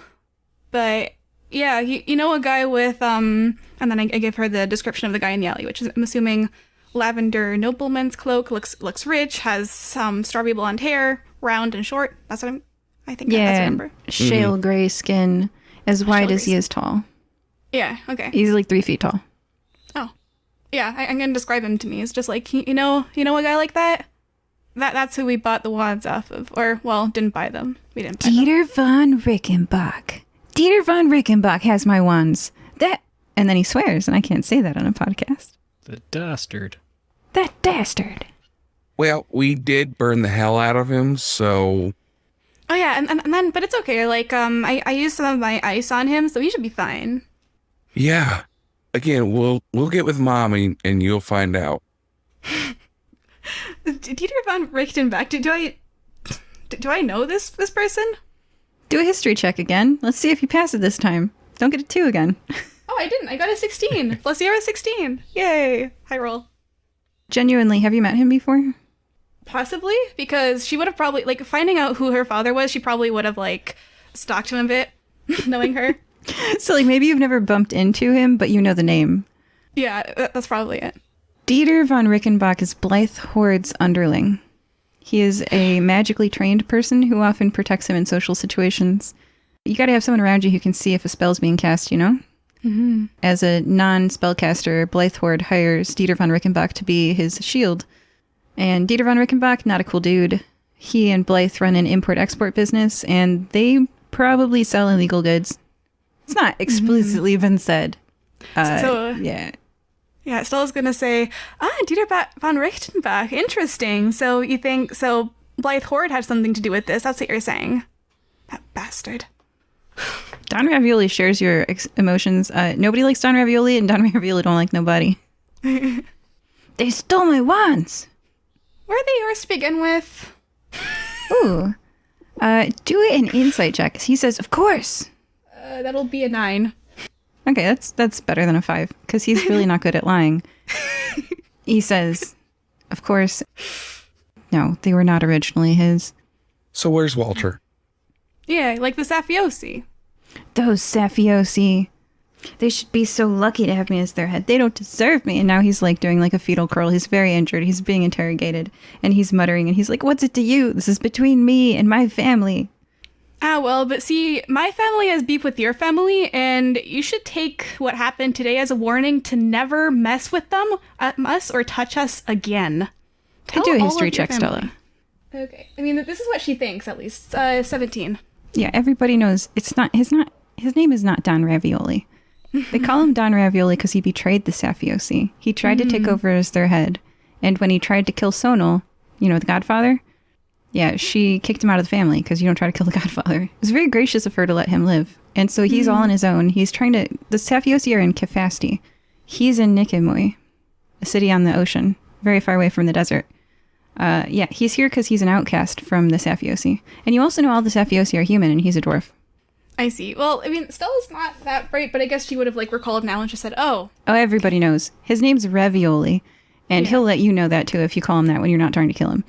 He doesn't have very much courage, so he would have corrected you, but I was like, no, he wouldn't right now. But, like, in the notes it said, anytime they call him Ravioli, correct them. It's Ravioli, but maybe not. Ravioli. Yeah. Yep. All right, so too much DMing, telling, not enough showing.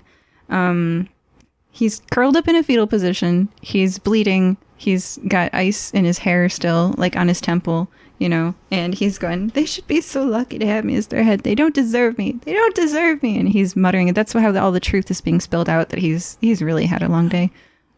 He's kind of shut down. He's trying to be functional. Do you know anything about some missing boxes? He's not really functional right now. I mean, I gave him 11 hit points back. What more does this guy want? Oh, you guys are doing the whole, like, physical interrogation method thing. There's a limit to it. Hey, do any of you guys know how to go into somebody's mind? I can make someone tell me things, but, well, it worked too well on that guy at the potion shop. Yeah, we don't have 15 hours to hear this guy's life story. Well, okay, I'll be more specific, okay? That power, I need to practice it. So, like, okay, I need to know first, what do we need to know from him? Oh, I guess the boxes. Yeah, what do we need to know? Where Walter Tebow is and where the hell the boxes are. Okay. I don't think he knows where Walter Tebow is, because we kind of asked about that. Maybe the boxes? Yeah, maybe he knows something about the boxes. Here, I'll try it. So then she's gonna, like, kind of just, like, grab his chin, lift his head up a little bit, and say, hey, listen, we're just only after one thing, all right? And then I'll take you back to my family space. We can get you fixed up and everything, and maybe we can discuss some business, because I don't like the mob either, so. Listen, you just need to tell us something. God, she thinks for a second. Oh, and to clarify, you just learned that it wasn't the Safiosi who kidnapped your brother. Oh. It was your biological father and this local abandoned riffraff mob member who isn't part of them anymore. Okay, so then in that case, I'm going to revise what I say about the Safiosi and say, and I say Blythe Horde, because she wants to get him back. Oh no. Yep. She is the guy. Okay. She wants to get him back. So, oh yeah. So she's gonna say, tell us everything you know about who might have cleared this, the safe. And then I tell her the number, like the container 2792 and what they did with the boxes. Tell us everything you know about that. And she's gonna use a 3rd level slot because she's run out of 2nd levels. Yes, it's working. You feel the pressure of 5e. See, it's not supposed to be meant. It's not meant to be run in one-offs like this with all the spell slots available. It's meant to be run with spell slot pressure. Pressure your mages. Pressure them. Otherwise, wizards are overpowered. Anyway, yeah. Yeah, so what'd you roll? Or what do I roll? You have to roll something. DC 19, wisdom save. Oh, he's not in a great position to be doing wisdom saves very well right now, and that is a 2 on the dice. Yeah. Oh. Yeah, I feel kind of bad for this little evil traitor. Yeah. We don't. Okay, so you asked specifically, tell us everything you know about... Oh, yeah, that, and also why you were following us. Oh, okay. All right. Yeah. So like totally monotone, you know, this is a magical, deep consciousness info dump, you know? Mm-hmm. There's no insight roll you need to roll. There's no check you need to make. This is just the dude's, like, you're mind tapping him and he's spilling out like maple syrup. Basically. So he says, I wasn't following you. I was at the docks because I heard through the grapevine that my wands were at the docks because they were stolen from me. I got them from the Safiosi out of revenge to take something from them to make them hurt. I heard you raise your hand and point and the wand shoots a fireball I heard an artificer approached Sonal with a brand new weapon design, and I wanted to nick 'em, but they got nicked from me.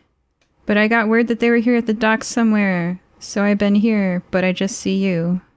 You seem to have some wands. So Stella turns back to the rest of the group and says, I think the other family, like the Safiosi family, are behind this. They are probably the ones who took the boxes. That's my working theory right now. Why empty boxes unless you think Arthur screwed up and actually had them filled, and that's why they're worth 20,000? Yeah, or maybe they're special boxes where you put something in it and it disappears or it transports. Or I don't know. Like, adventurers usually want something that does something really practical. So there must be something special to them so that they're worth that much. So, should we go talk to Arthur again? I mean, it didn't seem to really have a good sense of how to sell things. I mean, adventurers like treasure chests. Absolutely. Who doesn't when it's full of treasure? Nobody buys an empty treasure chest. Yeah, I told you he's either getting ripped off or he's lying. So let's go talk to him. Sure. Why not? Where do you head? I tell, how much longer do I have for, Sapphira's spell? 50 out of 1 hour. 50 minutes left? Yeah, it doesn't take long to do a battle. It's like seconds. Okay. Yeah. Perfect. And then you did some interrogation for a bit. In that case, I'm going to tell Sapphira to take him to the Argentine, estate, and yeah, just put him somewhere where he just get one of the servants, just tell some of the servants, put him somewhere where he can't get out. They'll know what you mean, Sapphira. Okay. Bye, Sapphira. Bye, Don Ravioli. Yeah, she's gonna have him taken back to her estate and kept there safely. But also safely so he can't get out. I really don't want to end up on either of your bad sides. I mean, we're dragons. You don't mess with us or our families. I'm learning this. I mean, learning lots of things. How to do a job, how to not piss people off, how to sometimes explode people. I mean, it's new. It's all very new. Those are all useful information. You have to know who not to piss off. Who And that would be us. And then fist bumps, Jenny. Oh, yeah. And then also wing bumps, too, while we fist bump. Yep. Hell yeah. Potion shop. Yeah, let's go. Okay, where exactly do you go? Mowbray Street and Greckle Alley. All right, Mizu's Potions for Adventurers is closed. Because you remember last time you were here, you cast magic on him and interrogated him and intimidated him and all that. Jenny's going to pick the lock. Oh, yeah. Yep. It is secured by, let's see. So you go to pick the lock and you stick your pick in, right? Mm-hmm. Okay, and the pick disappears into the hole. Run. And it's glued in there. If you look in there, it's stuck. And I'll just tell you, it's glued stuck in there. It goes up, it doesn't come back down. I wish I could dispel magic right about now. Oh, go ahead and do an Arcana check. Because Stella thinks it's magical. Whether or not it is, she thinks so. Arcana 18 plus 0 equals 18. 18's great. This is not magic. Well, I mean, it's maybe a magic item, but it's not a spell. This is not magical. Actually, after doing some poking around, I don't see the things that my brother writes in. I think they're called arcane runes or something. I don't know. I went to university for a few decades, but I don't remember anything. You do remember Sovereign Glue. Except for Sovereign Glue. That's what it is. Sovereign Glue. It's real good glue. That lockpick ain't coming out. That's okay. Let's go. All right. Let's go over to 2835 Rio de... Valentine, yes. Valentine. 7835 Apartment K? Yeah. Or is it 7835? Yeah, Apartment K. Yep, let's go. You arrive at 7835 Rio de Valentine, Apartment K. It's a block-style apartment building with plentiful parking out front. AA, BB, CC, etc. It looks like each apartment gets 2 parking spaces. We look for the one for Apartment K and see if anything's parked there. Yes. There is now I don't know what the fantasy equivalent of a white van with no windows is, but this is like a Pioneer wagon, but it's a white van with no windows. Yes. And on the side of it is the letters ACME. ACME. Acme. Jenny checks the lock in the back of the van for glue before trying to pick the lock open. Oh, yeah, this is not a commercial lock. This is a consumer lock, and you pick it quite easily. Open the doors and see if there's anything inside. It's mostly empty in this van. Okay. I'm sorry, Pioneer wagon. Up near the carriage wall, like where a person would sit, there's a wall between where they would sit, that seat, and then the boxes that might be loaded in the back of this. Up near the carriage wall, there's a secured box. A wood-handled tool points out from the top of the box. Jenny inspects the box for traps before opening it. Okay, roll for a check for traps. That's a perception check. Is it? It's just a perception? Mm-hmm. Do I get anything? I thought I got like a plus for checking for traps. Nope, I don't. That's going to be a dirty 20. There are no traps that you can see. She pops that box open.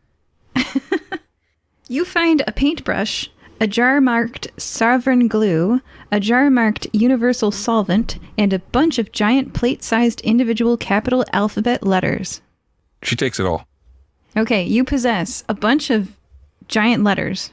Picture like a thin piece of paper. Thin letter. And Universal Solvent and Sovereign Glue. And a paintbrush. All right, guys, after we're done here, we're going to go back and get my lock pick back. Okay. And, okay, so van's empty. Let's head upstairs into the apartment. Yeah, I like a little break-in. Let's do it. We could try knock, but No. somehow I didn't think that idea was going to float with you guys. Sure. All right, the door to the apartment is locked. Not for long. Roll a Sisters sleight in of crime. hand. Is that how lockpicking works? You roll a sleight of hand? I'm playing a rogue next season. I'll figure it out. I think it's Yeah, a lock it is. it's a lock picking check. I'm pretty sure. Like it's a thieves' tools. Yeah. Your proficiency is the same as sleight of hand. So thieves' tools plus my gloves plus my 16. That's going to be 26. 31. Yeah, the lock opens. And the door swings open, and you all see this. Wow, either this place has been ransacked or Walter lived like a real pig. Perception check? Somebody ransacked it before I could. 18. 17. 14. The furniture is upturned. Clothes and trash bury the floor, and it smells like whoever did this left the fridge open. What a jerk. Stella is the highest roller. 18. Stella, the carriage keys are still on the hook on the wall next to the door, though. Oh, we don't need those. Well, yeah, that's true. We got Jenny. Actually, What keys? I'll just take them for some good old pranking time. Yeah, well, what's like? I feel like that's something Stella would do. She would just steal a van just to drive it around and then just park it again. Something changed. Yeah, she's gonna steal the keys. Yeah, so you're all currently in an apartment building, and there are units on both sides of you, and this unit is trashed. Jenny goes to the next door and knocks. Oh, you knock on this one. Okay. You knock on the door of the neighboring apartment. At first, there is no answer, but then a cat humanoid with silver fur and black stripes opens the door. You recognize her. She looks at you expectantly, with this look on her face like she's trying to remember where she's seen Jenny before. She grins. You're just so cute. Do I recognize her? Yes, do a history check. History is going to be a 14. Yeah, that's above 10.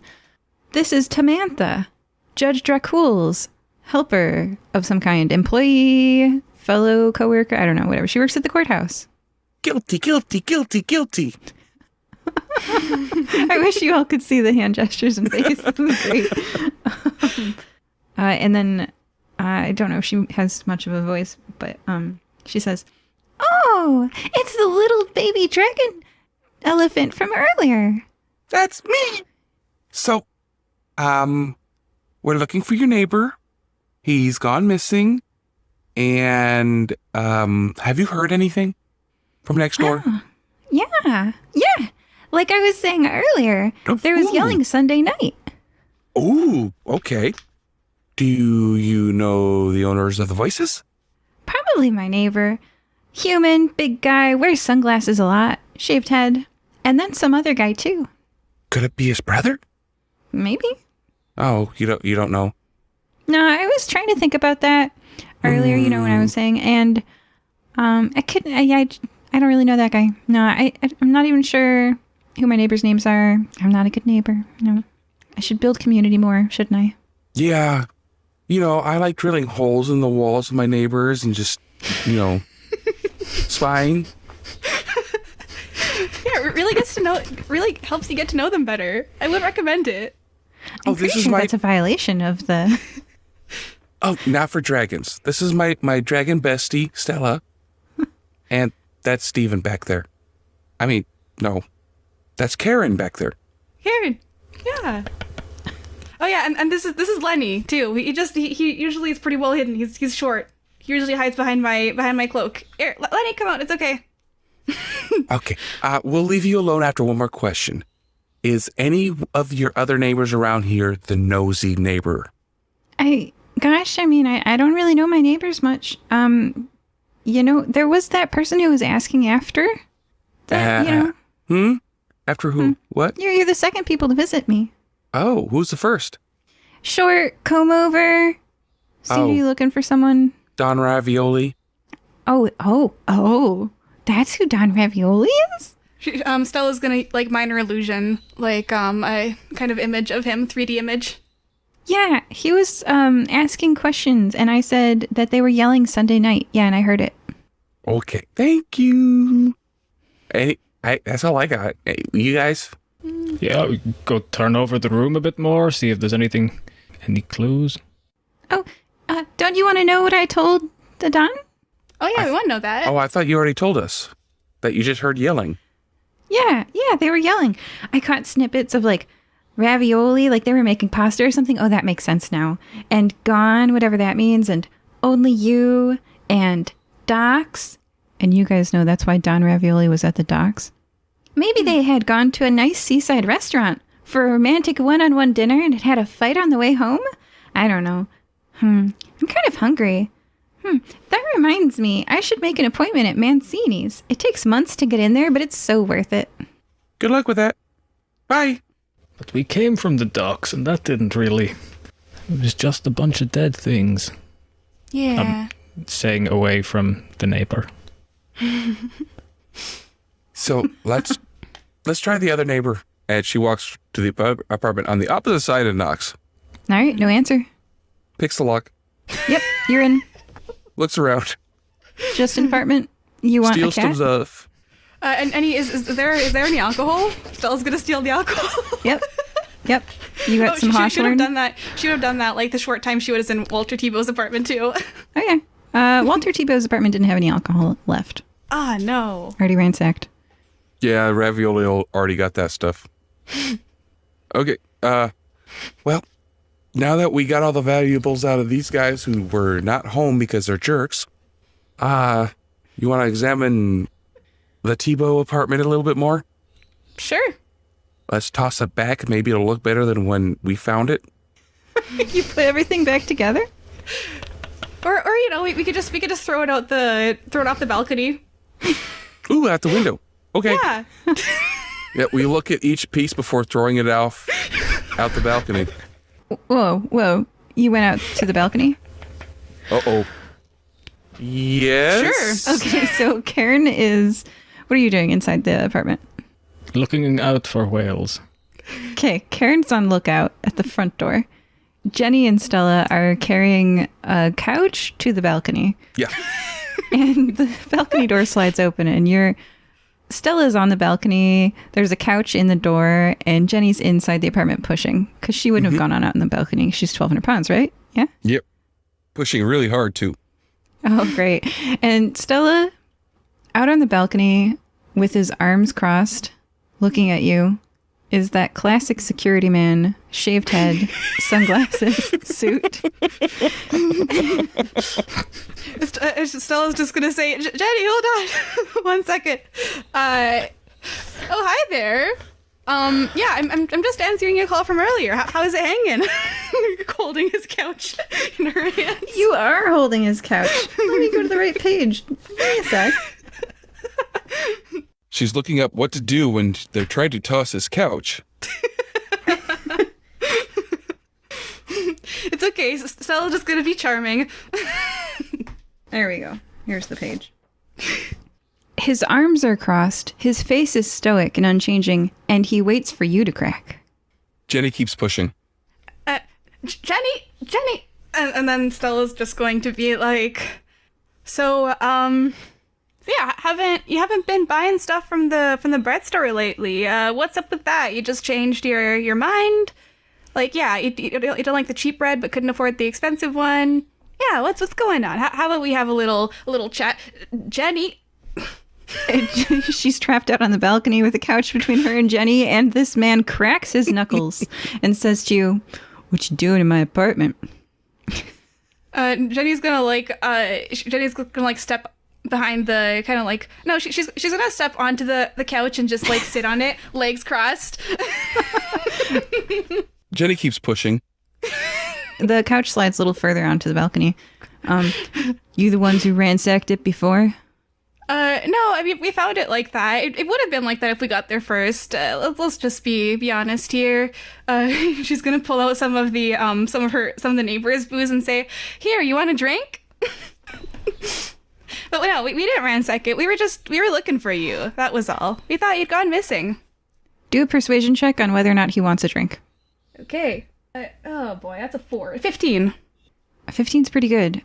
I mean, he does kind of want to drink. All of his was taken by Don Ravioli, so he stoically reaches out his thick bodyguard arm. He takes the glass from you and drinks it straight. Just whiskey straight. Ah, yes. Oh, yeah, someone who can keep up with me. And then she's going to take a straight drink of whiskey as well. He drinks another one. Oh, we're going to have a drinking contest? Yeah. Fun. It's just like she's gonna like look in his eye and say, "You want to do this? Okay, let's do this." Jenny's head pokes through the door. What's going on? We're getting rid of the couch or what? I mean, you could just leave it here. It's good. I'm pretty comfy. So he says, "Must admit, I don't know who did this to my apartment. You got any ideas?" Probably Don Ravioli, but it's okay. I mean, I already have him somewhere where he can't escape. We ran into him. We gave him peace of our mind. We can get your stuff back for you. Do an insight check. 6. Yeah, you should get my stuff back. Yeah, you should get his stuff back. All right, Kaern, there's a person out on the balcony. What do you do? I push them off the... No. Excuse me, Are you Walter Thibault? Who's asking? Who are you? He is Walter Thibault. He is Walter Thibault. Oh, yeah. Well, listen here, mister. I don't know if you know, but you've left your local baker very concerned about your whereabouts. She had us look for you high and low because you haven't been around to buy bread or something, and like you're apparently a very valued customer. But, like, you should be more responsible, young man. I did miss the bread pickup on Thursday. I wasn't sure if Why am I telling you this? Who are you? Because we're great people who are giving you drinks. Here, have another one. I'm gonna have another one. He does take another drink. All right, do a persuasion check. Who are you? And what do you say in response? 13 plus 11, 24. Yeah, so you probably say something convincing. What do you say? She's gonna say, "Hey, you don't recognize me? I'm Stella Argentine. Anyway, Stella Argentine. Let's just go with that." And what's your role? My role? Yeah, what was your role? Oh, 24. 24, you are a model who is on the cover of Rogue magazine. He does recognize you. His previously expressionless face, the eyebrows raise just a little bit, and he's like, "Oh, The model, the adventurer. Yeah, she's gonna sit on the couch, legs crossed, and then just take another drink. She's gonna say, yeah, he wants to talk to you. I'm not gonna roleplay this bodyguard, but this bodyguard wants to talk to you. Oh yeah, Stella 100% flirts back with him to get what she wants. Yeah, all right. So y'all sit on the couch, which is half on the balcony, half off. And he sits down right next to you, and I'm uncomfortable as the DM. All right, so you have fun with that. And then he tells you about, oh gosh. So, I drive for the Safiosi. I'm a pretty important guy. I hate this. Yes. And he tells you all about how he takes the bread from, what is it called? Those Buns Dough? The bakery is called Those Buns Dough. Those Buns Dough, I love it. And he drives the bread to Sonal Safiosi's operation in Kifasti, where she sells the bread, air quotes, sells the bread for 1 copper each. The public love it. No one would ever rat on the Safiosi because then the free bread would go away. You were right. You were so smart. Like, seriously, good job. 40 minutes in, you had already figured out the bread is for mob favors. So the Safiosi indeed hand out bread. And he's like, yeah, it's a pretty good job. I feel good about what I do. Yeah. And she's definitely gonna act like she's interested in oh yeah, the mob, that's so cool, she's gonna be like that, her, you saw her before when she was all scary and her eyes were just glacial. They're just innocent baby blue dragon's eyes. Yeah. Hey, Kaern, we need to leave these two alone. No, please don't. And really quickly, before they can leave the room, he says about how since he's a driver for the Safiosi, I overheard, we think. Now, they weren't going to do anything about it, right? But that 2-bit traitor scum, word was going around that he'd stolen first-generation new weapon prototypes from Sonal, and she was once again letting her relative get off scot-free. Alive. Don't get me wrong, that's her decision to make, but ain't nobody going to mind if I lighten Ravioli's hands. Did these prototypes happen to be in any really boring-looking boxes? Yeah. Pine boxes. Did you tell your brother that the Hey. boxes went missing? Because he's really worried about them, and he sent us on some stupid job to look for the boxes. Yeah, he knows. He's the one who betrayed me. He must have told Ravioli. When he Jenny was here on right. Sunday night, I punched him for it. Called it. Jenny was right all along. My brother, my whole life, and he betrayed me. Why don't you guys do some kind of intelligence check? Not me. Oh, not me. Everyone's like, nope, that's the end of D&D. No, we don't do... I'll try. Can't promise anything. Maybe I roll high. All right, Hopefully you roll higher than Walter. Yeah, I did. I'm going to have a look. 16. I rolled really high. Intelligence is a +1, so 7. I got the 17 with the +0. All right. So, Jenny, yeah, man, brothers, you've never had siblings, but they must betray each other all the time. Oh, obviously. Now, Kaern, do you have any siblings? Oh, yeah, I do. Long time ago. Okay. And Stella, you've got siblings, right? Oh yeah. She's got 2. Yeah, you've got Ruby, the little dragon, and you've got Sterling, My twin brother. archaeologist, who your dad sold away to Don Ravioli. Yeah, the Like famous nothing. archaeologist streamer who has a fan base that call him that they call themselves starlings. Yeah. So you know that if a sibling's going to betray you, they don't wait 30 years to do it. They come in your room and they fart and they leave early. They let you know. And Jenny, you're an only child? Yeah. Yeah. So you don't know this. So Nope. you both find it suspicious that Arthur might betray Walter. Hmm. And Stella's gonna say, now, why would he go and do a thing like that? It's not what siblings usually do. Like I know my brother. He just plays a prank on me every now and then. So sometimes he when I'm coming home after a long adventure thing, he picks me up.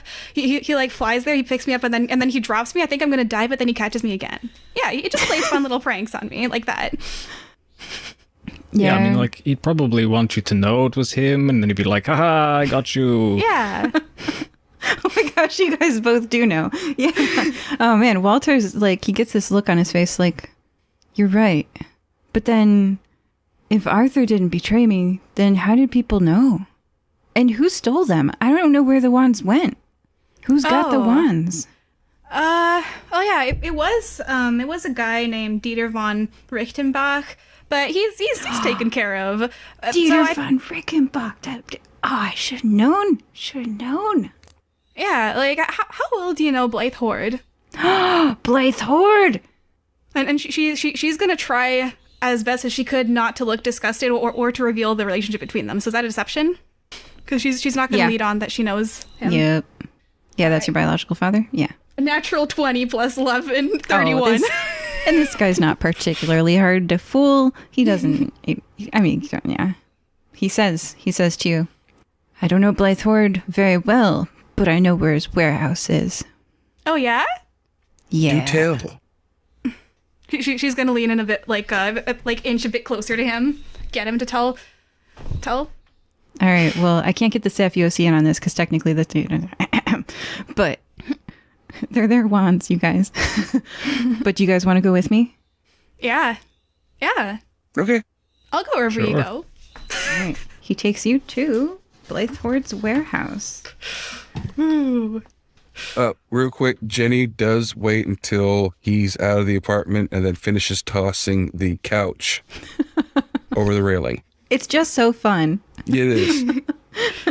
Yeah, I'm guessing, the funny thing is just, Stella was on the couch when Jenny started tossing it, but then she, immediately sees what's going on, just, leaps off. Because, she's got, as soon as Walter Tebow leaves, she's got, an evil grin on her face, and she's like, oh, she snaps out of it. Can I also heal myself en route as well, just whilst I'm doing it? Yeah, I used my last hit die because, we had a rest, right?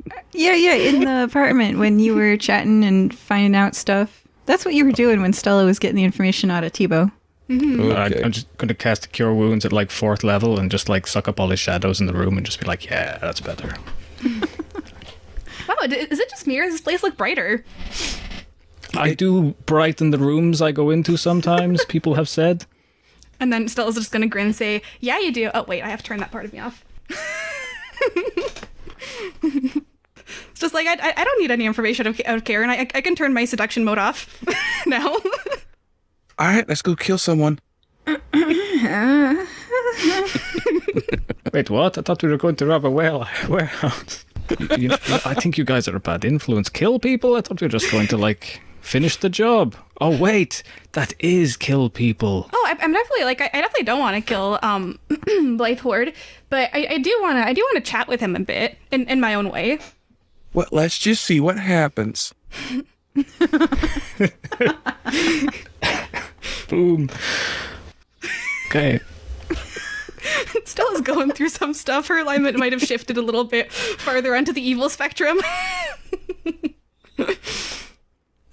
Yeah, I guess we head to the warehouse with Walter Tebow. Yeah. The bodyguard, tall, wide, suit-wearing, shaved-head man with sunglasses takes you to a warehouse. It's not in the docks, but it's near there. And it's a big square building a few blocks away from the docks. Mm-hmm. He gestures at a door in the side of the building, and he says, "Let's Ocean 11's this." Oh, I got this.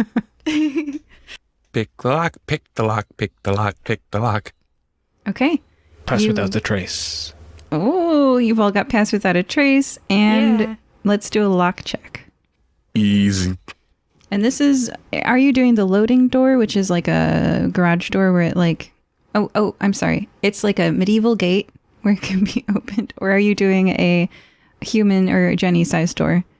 Probably the Jenny-sized door. That'll make less noise when opened instead of a loud, rattling, metal scraping crap. Yeah. And so that's up 3 stairs, and there's railings on the stairs, and then it turns and you can go into the building because it's a raised floor on the inside. So that's good to be my lowest, I believe, roll of the lockpicking skill for 26. Okay. The lock is open. The door is unlocked before you. What do you do? slowly open it. All right. I'd like you to do a stealth check. Oh, I'd love to. That's a nat 20 plus 15. That's pretty good. 35. That's not like, okay. The door, is it open? Is it closed? We don't know. It made no sound. Your eyes adjust to the indoor light, which filters down through tree-like stacked aisles of shelving. There's shelving, you can see. There are cardboard boxes on this shelf, wood boxes on that shelf, cardboard on those shelves. Do I see the plain pine boxes? You do. I sneak over there. There are about 10 plain pine boxes on a shelf. So this is what the number about 10 looks like. I never knew. Hey, I planned a lot for this adventure. 1, 2, skip a few, 10. Yeah. Yeah, exactly. All right, guys. Let's quietly move these out. Here, Stella's gonna open her portable hole. She's gonna take like a black silk handkerchief and then unfold it, and then it becomes like basically a black hole. Hey, you could just put them in here. 1, 2, skip a few, 10. They're all in there. Hey, Jenny, like let's look around for some more things. I mean, we want Blythe Horde to know that we've been here. Definitely. That's true. And we just start throwing all the rest of the boxes in there. And I like clear the safe and put it inside the portable hole. Okay, I want you all to roll a stealth check for the end of the game. That's how you're ending it. This is how things happened. Stella, if you like, I can just like draw in the dirt like your name, like Stella was here, and then he would know that you were here. Sure. Yeah. Okay. I cast Shape Earth a few times to Mold Earth. Quietly? Can you do that quietly? If you don't do it can't do it quietly, I would recommend not doing it. It's just coloring the dirt a bit. It's pretty quiet. My stealth roll is a 33. Okay. Oh, actually, hey, Kaern, what can is- you write something? How about you write, don't mess with the Argentines? Sure. What does pass without a trace give us? Does that give us a bonus? Plus 10 10. stealth. Oh, I'm sorry. Then it's 43. Oh my Wow. gosh, you guys. Yep. Uh-huh. Well, I only got to 20, so like, And I got 20 total. a 27. Yeah. Yeah, no one detects you in this warehouse. But Go they'll ahead, know we narrate- were here. Well, Narrate the end of the adventure. Yeah. Because you're undetected. Go ahead. See us out, everybody. what did we have written in the dirt? Don't mess with the Argentines. Don't mess with the Argentines. Okay, so in like pretty multicolored dirt, there's like don't mess with the Argentines next to where the boxes were. There's like, I presume, no trace of us at all. There's no footsteps, no nothing. The warehouse is completely cleaned out. Yeah, Stella's gonna take full credit for this. Walter seems pretty happy. 'Cause he's here with us, with Lenny too, who's Yeah. like probably the weakest link in terms of ratting us out, but Lenny? Oh, and we go By back, the way, he rolled like a 7, so 17 total. and we end up going back to the shop, grabbing my lockpick, and then putting all 10 boxes back where they're supposed to be. Oh, And in the getting- potion shop? Yeah, Oh my gosh. getting paid so we can get paid our 20K. Yeah. because Walter's with us. Arthur's in the potion shop and it's open. Wait, he was gone though. Yeah, he was gone. He's back. Oh, Hey Arthur, we got your stuff and your brother. Yeah, I guess Walter comes in and Walter goes and stiffens and stands straight up, right? He's got the suit, he's got the bald head, he's got the sunglasses, and it looks like a bodyguard pose, but you know that it's in reaction to his brother. He was doing stuff at the counter, and Arthur, with his flaming orange hair, and his chestnut skin, straightens and looks at his brother and sets down the potion slowly and the cleaning cloth slowly. And they both look at one another. They don't say anything. He says he's sorry. He says he's sorry. Now hug her and make up. He betrayed me, says Arthur. He told people where the boxes were, and they came and they emptied our containers. I don't even know who did it or why. Well, he knows, and he will tell you he's sorry. Hug and make up. Walter says, I'm not sorry. I didn't betray him. And then One of you guys, please do an intelligence check as these two fools are yelling at one another in the potion shop. I'll try. I'll try. Can't. 8. Also 8. 19, because I rolled an 18. Jenny's got elephant ears, and Jenny knows that these walls are not soundproof. Anything these two fools would have discussed in this potion shop, their customers would have heard, the people outside the potion shop would have heard. So Jenny says, "Hey, dumbasses, you know these walls are paper thin, and everybody heard everything you discussed." The two meatheads look at you in shock. They're like, so we both betrayed each other? Like I said, he's sorry and he's sorry. Hug, you're all made up. Brother! And they do a cool fist bump. They can't hug. I said hug. Okay. They hug. And then Walter's like into Arthur's like ear with the, I'm sure there's some facial hair, and he goes, sniffle. Of course he wouldn't cry. And then he backs away. Now, we have your 10 boxes. They're full of nothing, wink, wink, wink, thin walls. Now, about our payment. And that concludes this adventure. We're going to do some wrap-up stuff. You guys are going to get a lot of money. Okay, so let's narrate a little bit. I don't have this written down. I'm just going to freeform it. So, what you have decided. So, you have sequestered Don Ravioli in the Argentine estate. Mm-hmm. Yep. All right. You have returned the brothers to one another. They know that neither betrayed one another. They're back on good terms. Yay! That's the secret best ending. Yay! Oh man, you stopped the whales from blobbing their way into town and killing people. You're welcome. And because now they know that they were overheard, and that Blythe Horde and his employee Dieter von Rickenbach were the ones who overheard them saying, "Oh, it's container 29, whatever." Now they know that it wasn't the Safiosi taking vengeance on them for stealing, because the wands did originally originate in the Safiosi. But the Safiosi still think Don Ravioli did it. Don Ravioli is in Stella's mansion. And these two get the wands, which means that he's going to keep working for the Safiosi, and you've solved the bread problem. Yeah, and Stella's gonna actually, she realizes that the mob's not the ones she's mad at. It's her biological father. So she's gonna try to get an in on the Safiosi family.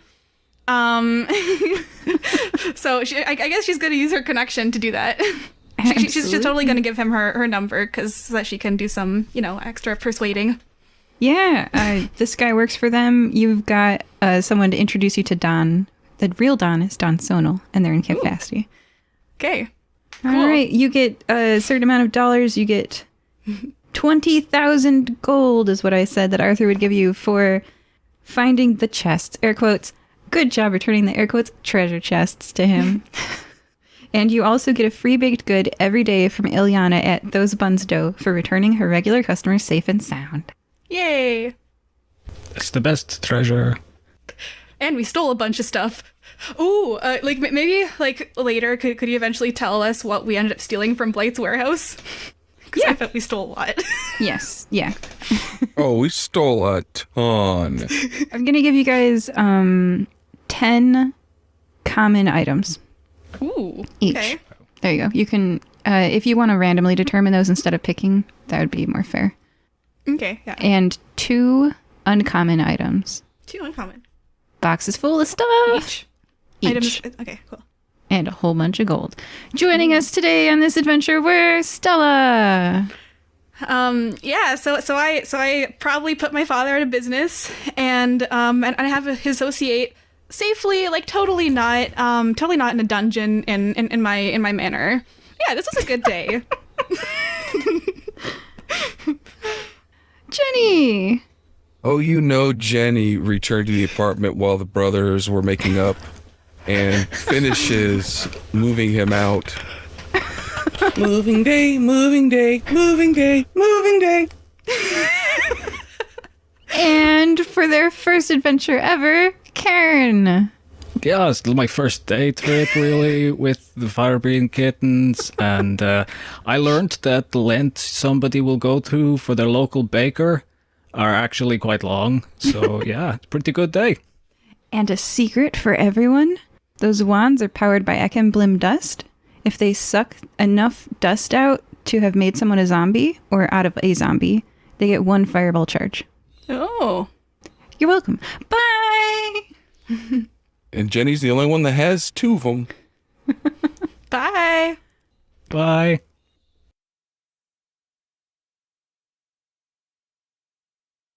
Hi, I'm Todd Van Allen, award-winning comedian and podcaster and host of the Comedy Above the Pub podcast. For over 15 years, my producer Darcy and I have talked to comedians, musicians, actors, politicians, a doctor even turned up in there for some reason. But all of our guests have one thing in common. They all have a funny story to tell. So listen to Cat P for free wherever you get your podcasts, or for full video episodes and bonus content every week, go to patreon.com/CATP podcast. When you listen to Cat P, you're in for a good time. Stocks for beginners.